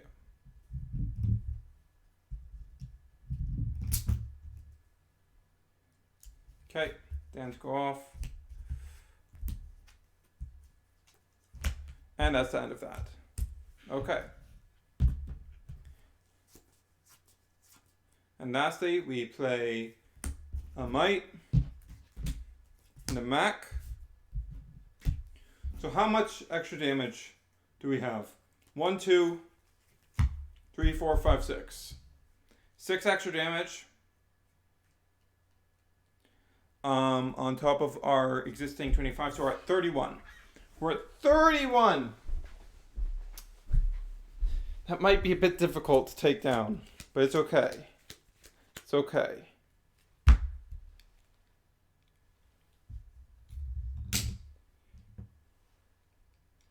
Okay. That's unfortunate, but we have many opportunities to reroll. So we'll be fine. So, yeah, we drew that. Okay. So,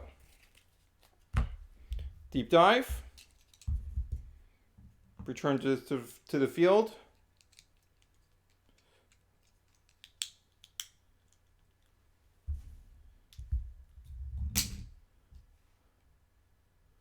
We draw and draw again.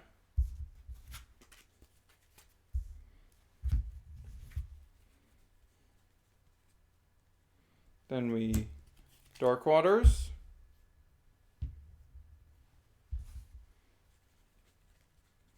Then we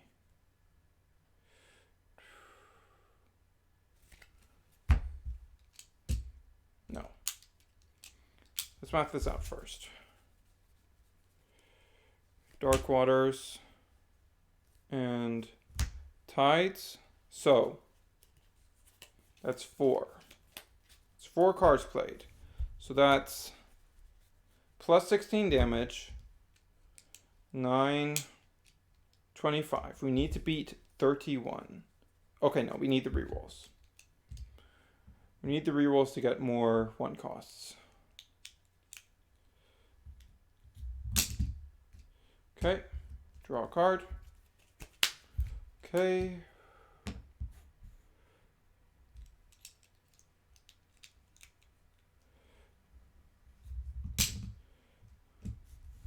Draw a card. Oh, man. Yeah, it's just not enough. It's so close. It's so close. But it's just not enough. So that last Ties I won't play. Let's see. Does that change it at all? Does it can I increase the amount of cards I can play? Nope, nope, nope, nope, nope. Nope. Nope. 1, 2, 3, 4, 5, 6, 7. Right, I still have pacts. Still had pacts.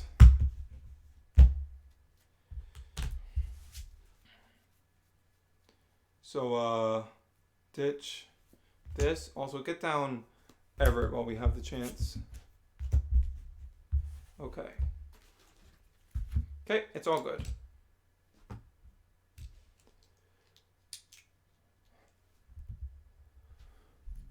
It is all good.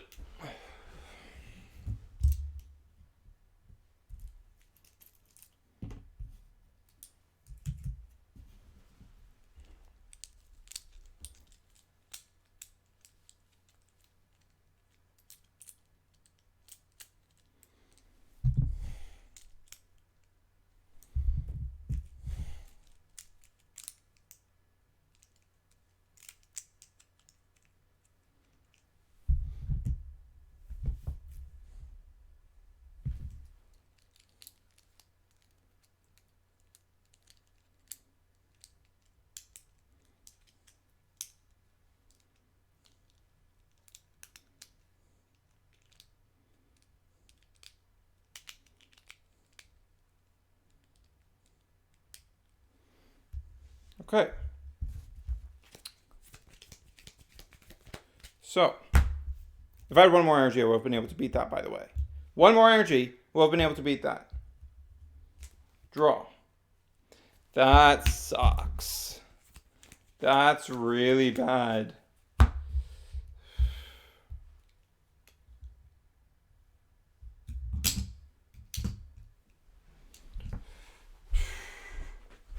If I think he's completely out of mites and max at this point. Draw. Okay, he gets air 0.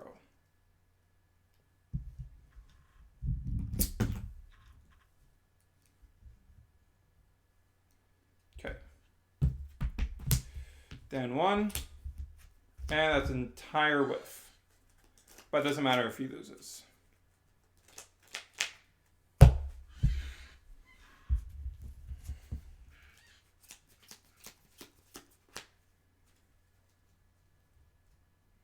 I believe I just, draw a card.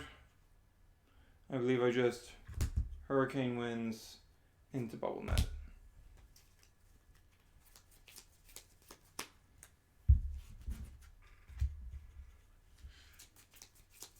Yeah. Damage, tap.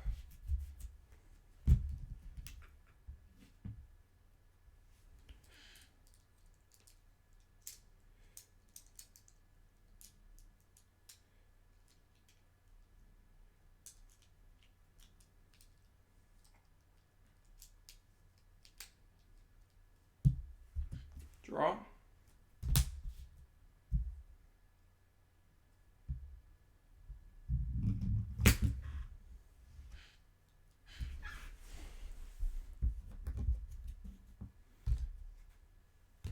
Draw the last card. Okay, it's Wave Slash. That's a big deal. I think that means it's pretty much impossible for us to lose the game as a whole.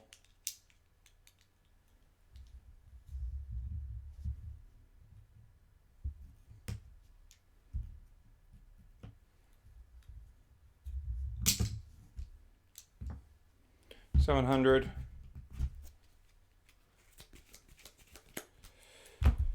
Dan 1.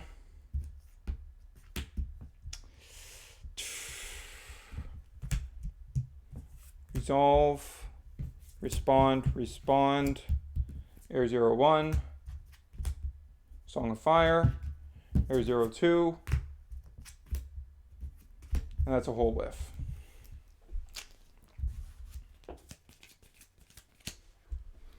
Okay, 700, 900.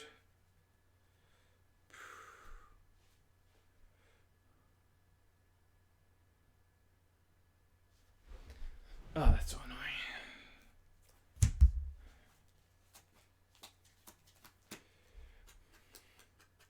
1300.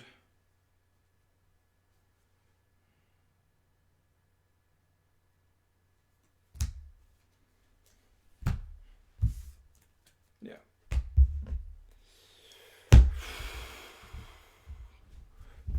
He has to be out, right? There's no way he can still have more. Wait, no. Wait, no, he wouldn't be able to use this. Because he double air zeroed. Yeah. There's another one.